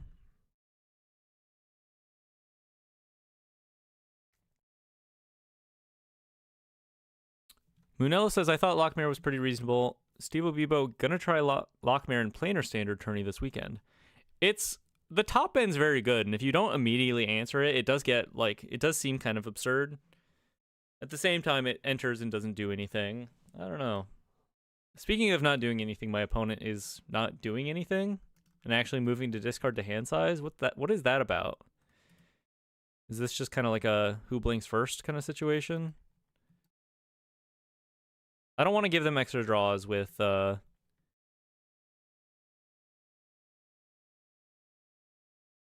with the Unagi. Play an Urban Retreat. 1, 2, 3, 4, 5, 6, 7, 8, 9 mana. So if I play the Survey Mechan, 1 to sack. The way this could go wrong is if they No More Lies and then I only have 1 mana. I guess I just pass again. I could also maybe think about ripping a Lessons from Life, but then if they play the Unagi, I guess if they play the Unagi, who cares? And now my Mechans are free to sack. They could just negate this. Flash freeze. Okay. Pass it back to you.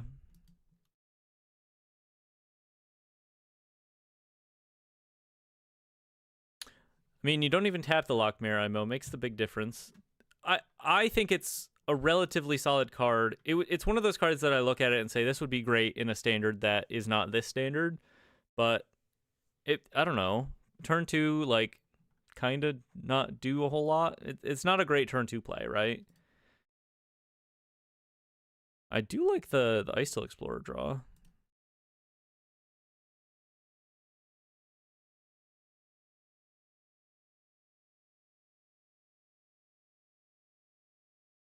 I'm not saying it's a bad card. I just think it you know, all of cards in standard exist in standard, and relative to what you could be doing, like, it looks like kind of imagine playing Lockmare into mono green landfall. You know what I'm saying? Like, what does that even do?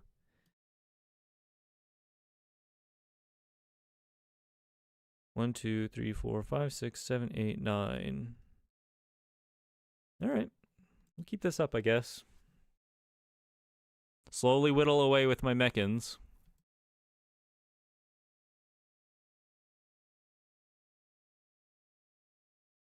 I wonder if they think I have counter magic.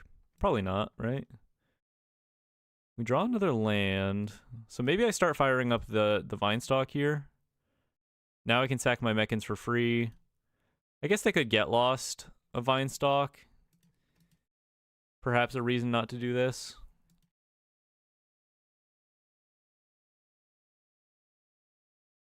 But I guess if they get lost me, I start popping maps on the Mechan, which actually forces some real action.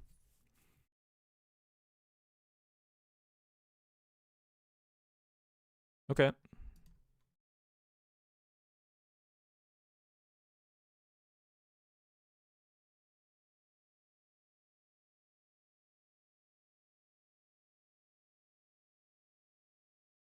Maps on the Mechan, popping maps on the Mechan.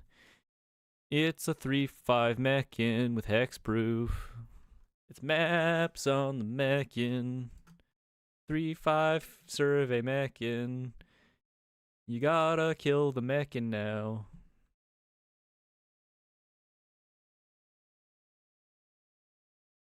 They're not gonna kill the Mechan now. That's a little crazy. All right. Hit you with the Mechan now. Do I play a second Mechan here? Kind of don't see why not. At this point. 1, 2, 3, 4, 5, 6, 7, 8, 9. A null. Okay. Pass it back.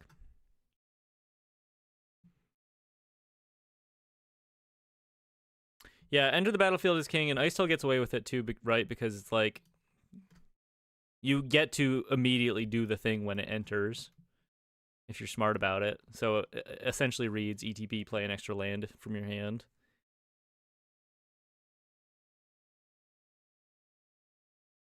If it was like a base 2/3, maybe it would be a little more playable.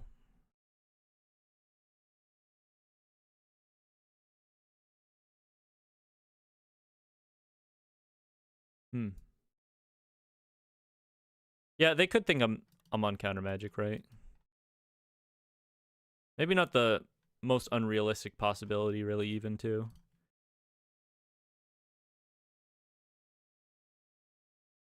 But the Mechan beatdown plan, it's been working. I don't see a reason to pivot.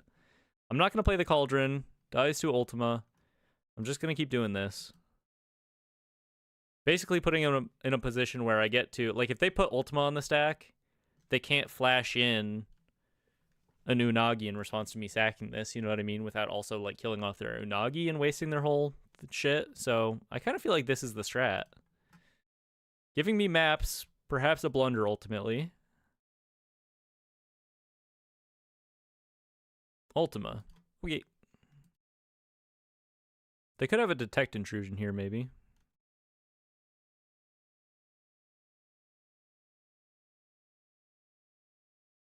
Tidebinder. Oh, they have a Tidebinder. Oh.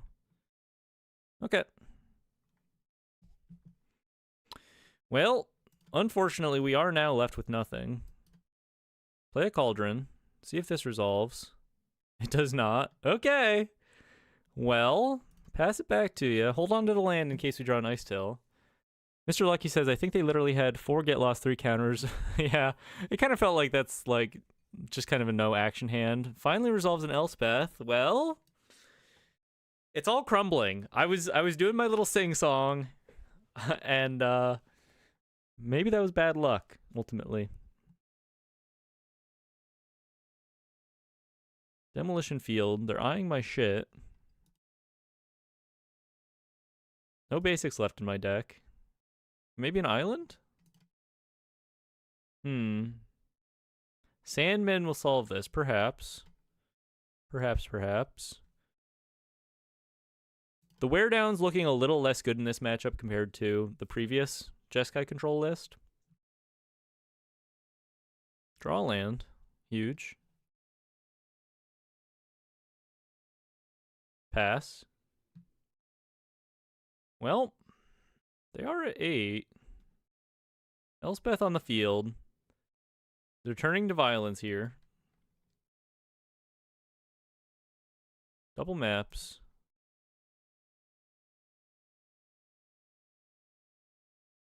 Stock up on top. Okay. One time. Clifftop, look out. Not now, baby girl. Not now.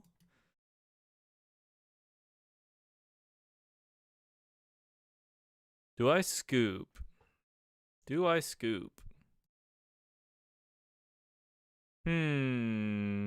No. Because I could top deck a Mechan, right? Could top deck a Mechan into Mechan. And they could stock up into nothing. Alright, while they resolve this stock up, I'm going to run to the bathroom.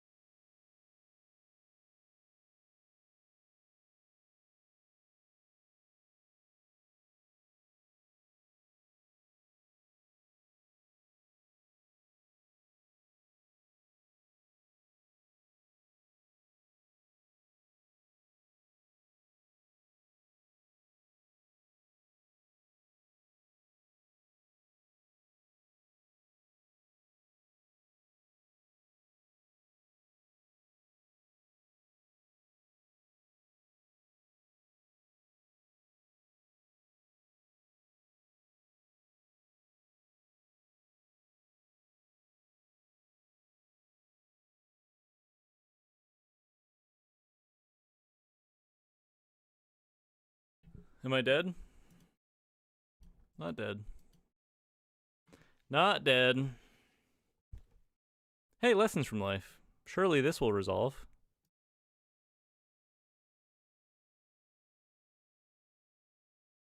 Ooh. Hey, Survey Mechan. Surely this will resolve.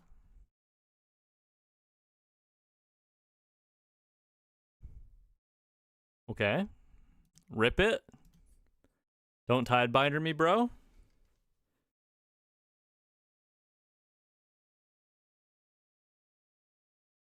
Combo? We comboing? Also check out my dog real quick. Aww. Dog cam. Hi, Maple. All right. Tishana's Tidebinder. R.I.P. in peace. R.I.P. in peace. I think that's going to be it. On to game 3. Kind of wish we had a little bit of Voice of Victory action here. Not that it would be super necessary, probably, but maybe you could justify like 2 to guarantee that you get to do your combo turns. Final game, folks. Final game, and then I gotta go. Because FNM starts in 45 minutes, and I gotta leave before that. Brindlecoat, you're right. Brindlecoat Greyhound. Yep. Maple. She's 10 years old. She's getting up there. Former racer, retired professional athlete. Yep. 16 wins under her belt. Mm-hmm. Real star. Skip on the land. It is a blue source. We don't have that yet, but makes sense to me to skip there. Let's rip the Dredger's Insight. No Annul. Alright, pick up the Mechan. Lots of lands in the graveyard. Lands in the graveyard for our friend Icetill. Tonight, I'm between Bright Glass Control and Abzan Deserts. I have a friend that might be coming to borrow a list, and I'm going to let them pick, so whatever they decide not to play, I will play. Go for a Clifftop Lookout. Happy to play either. There's a lot of control in my local meta. I feel like both of my lists are pretty well suited for that at this point, after some tuning. I did get ranched by control last week, but I've since adjusted my sideboard and my main board with the Abzan Deserts list to be a little better into control, I hope. Loot the Pathfinder. A lot of gas in our hand. I could just start ripping. I feel like there's a pretty good argument for ripping. No?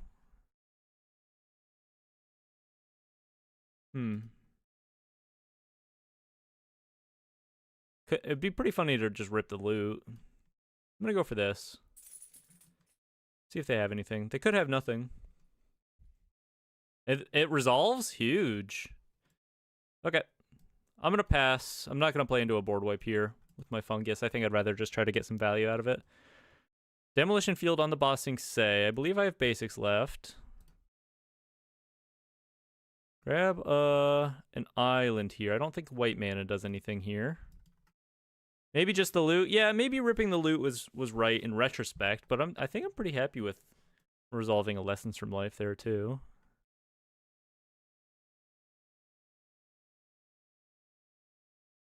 Rest in peace. Oh. I don't love that. 2 mana available. 1, 2, 3, 4, 5, 6. Well, if they didn't counter my Lessons from Life, they're not going to counter this, right? And I get to do this into activate it for cycling the fungus, maybe? I'm going to go for this. They could also get lost it.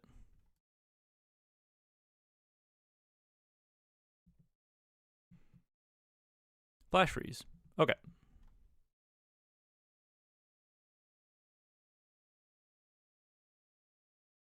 Do I play the fungus here?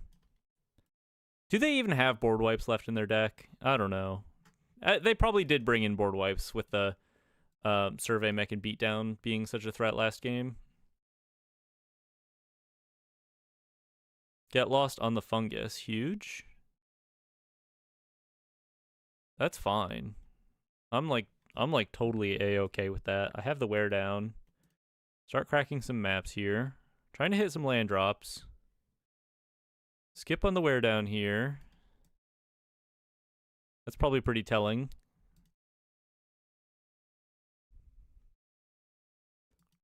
Hit a land. Okay.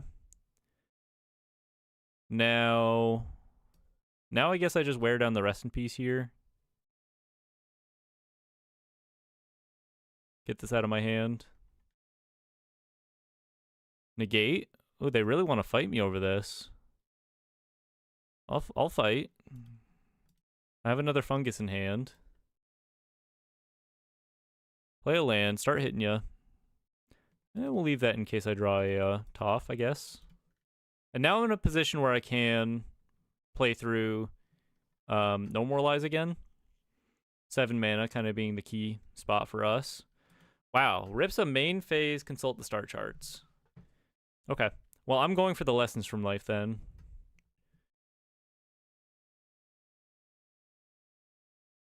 One mana available. Definitely going for the lessons from life here. Huge. Draw a Scouring Storm Soul. Okay. Don't mind if I do. Put the Hallowed Fountain in tapped. 1, 2, 3, 4, 5, 6, 7, 8, 9. Yeah, for me, it's the Storm Soul, no? Makes sense to me. Hit you for 2. It's a 3 mana 9/9, y'all. Doesn't keep up the mana for the Tidebinder. Yeah, I don't know. They just like fully ripped the consult there. Dying for land drops, I guess.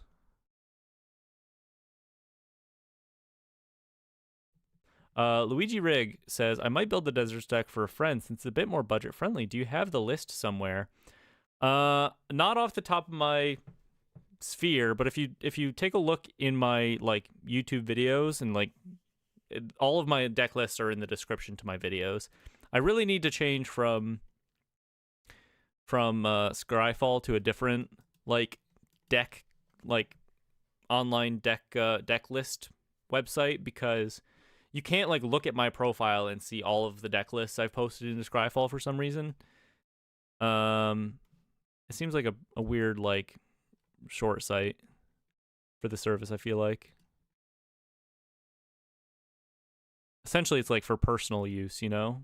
But I didn't really... You can still share deck lists, but you can't look at my account and see all of my deck lists. I feel like that's a little bit of a short site. Get lost on the Scouring Storm Soul. Okay.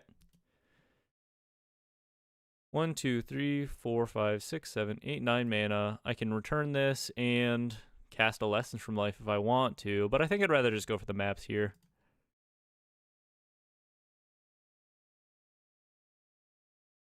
Oh, I don't have a land in my graveyard. Okay. That's a good catch. I'm glad I noticed that. Let's go for the Lessons from Life then. That resolves. Huge. Lands into play. We draw a Dredger's Insight, but I think I'm going to wait on that. I actually don't think I want that to be countered by a No More Lies at this point, so I'm just going to play a Fungus. That resolves. So now we can go for another map.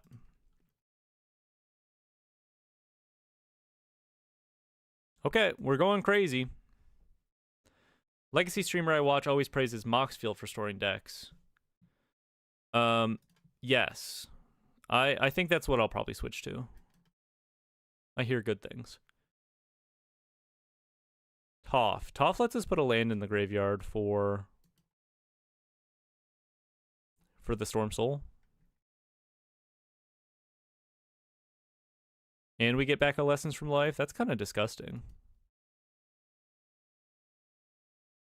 No updated sideboard. No, it kind of depends. I think the list I have like in my most recent Abzan Deserts videos, Luigi, are like pretty good for a broad meta. I updated my list specifically because there's a lot of control at my shop specifically. So I think like going into a wider field, I would play like the recent lists I have online. 1, 2. Yeah, I can do this.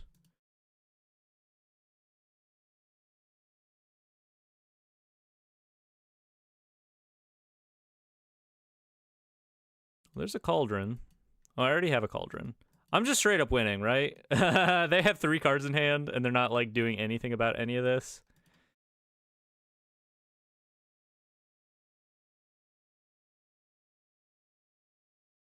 I guess if they have Ultima, I'm a little annoyed by that.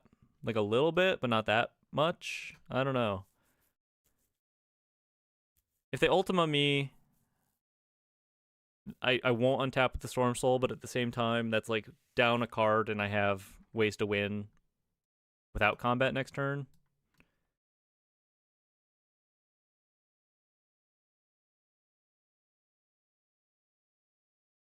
I mean, Ultima looks pretty good here, though. But not that good. There's Ultima. Okay. So I could go for the Storm Soul. It would just die again. I guess I just sack the Fungus for a redraw. Put the Vine Stalk into play.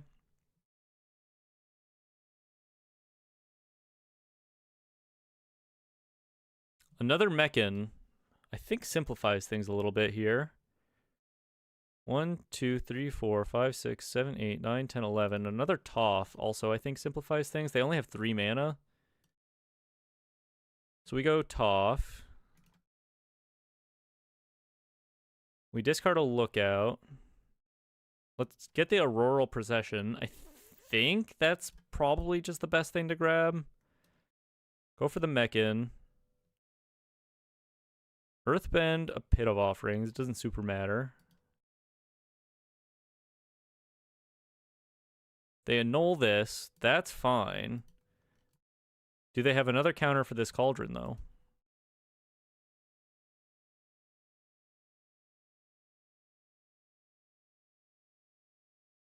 No? Okay. Do you have removal? I see you're at 9, and I have 9 damage from burn. Disenchant from downtown. Deals with my Cauldron. Okay. Counter on the Vine Stalk, I guess. They're hellbent, and I have a million cards. So, kind of thinking, like,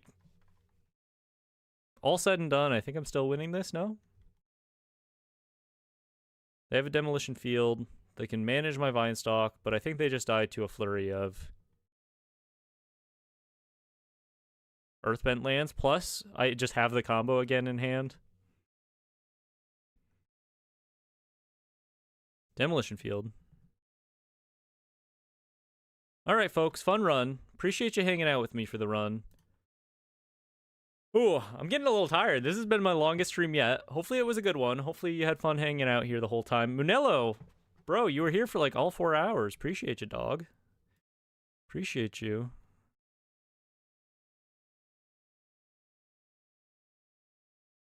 Bend the Vine Stalk, and they scoop it up. They scoop it up. All right. Well, whoa. I almost fucking died. 3-1 in this event. I can't finish it, but I will post later about the results once I do. What a fun deck. Surprisingly strong. Surprisingly strong. Looking forward to tomorrow's weekly Slay the Spire 2 stream. You didn't show up to the last one, Munello. You can't be saying that in the chat. There will be no tomorrow's weekly Slay the Spire stream. All right. Thank you, folks. Thanks for coming out. Appreciate y'all. If you want to, once again, I will post about the results of this run. 3-1, though. Pretty good for a pretty fun deck. I will update as to my F&M results live in the Discord. If you're not in the Discord yet, we have a little section in there for F&M reports. So if you want to hear about how my F&M is going with Mechan Deserts or Bright Glass Deserts, join in on the fun, in on the action. Hope you all have a beautiful night, and I'll catch you on the next one.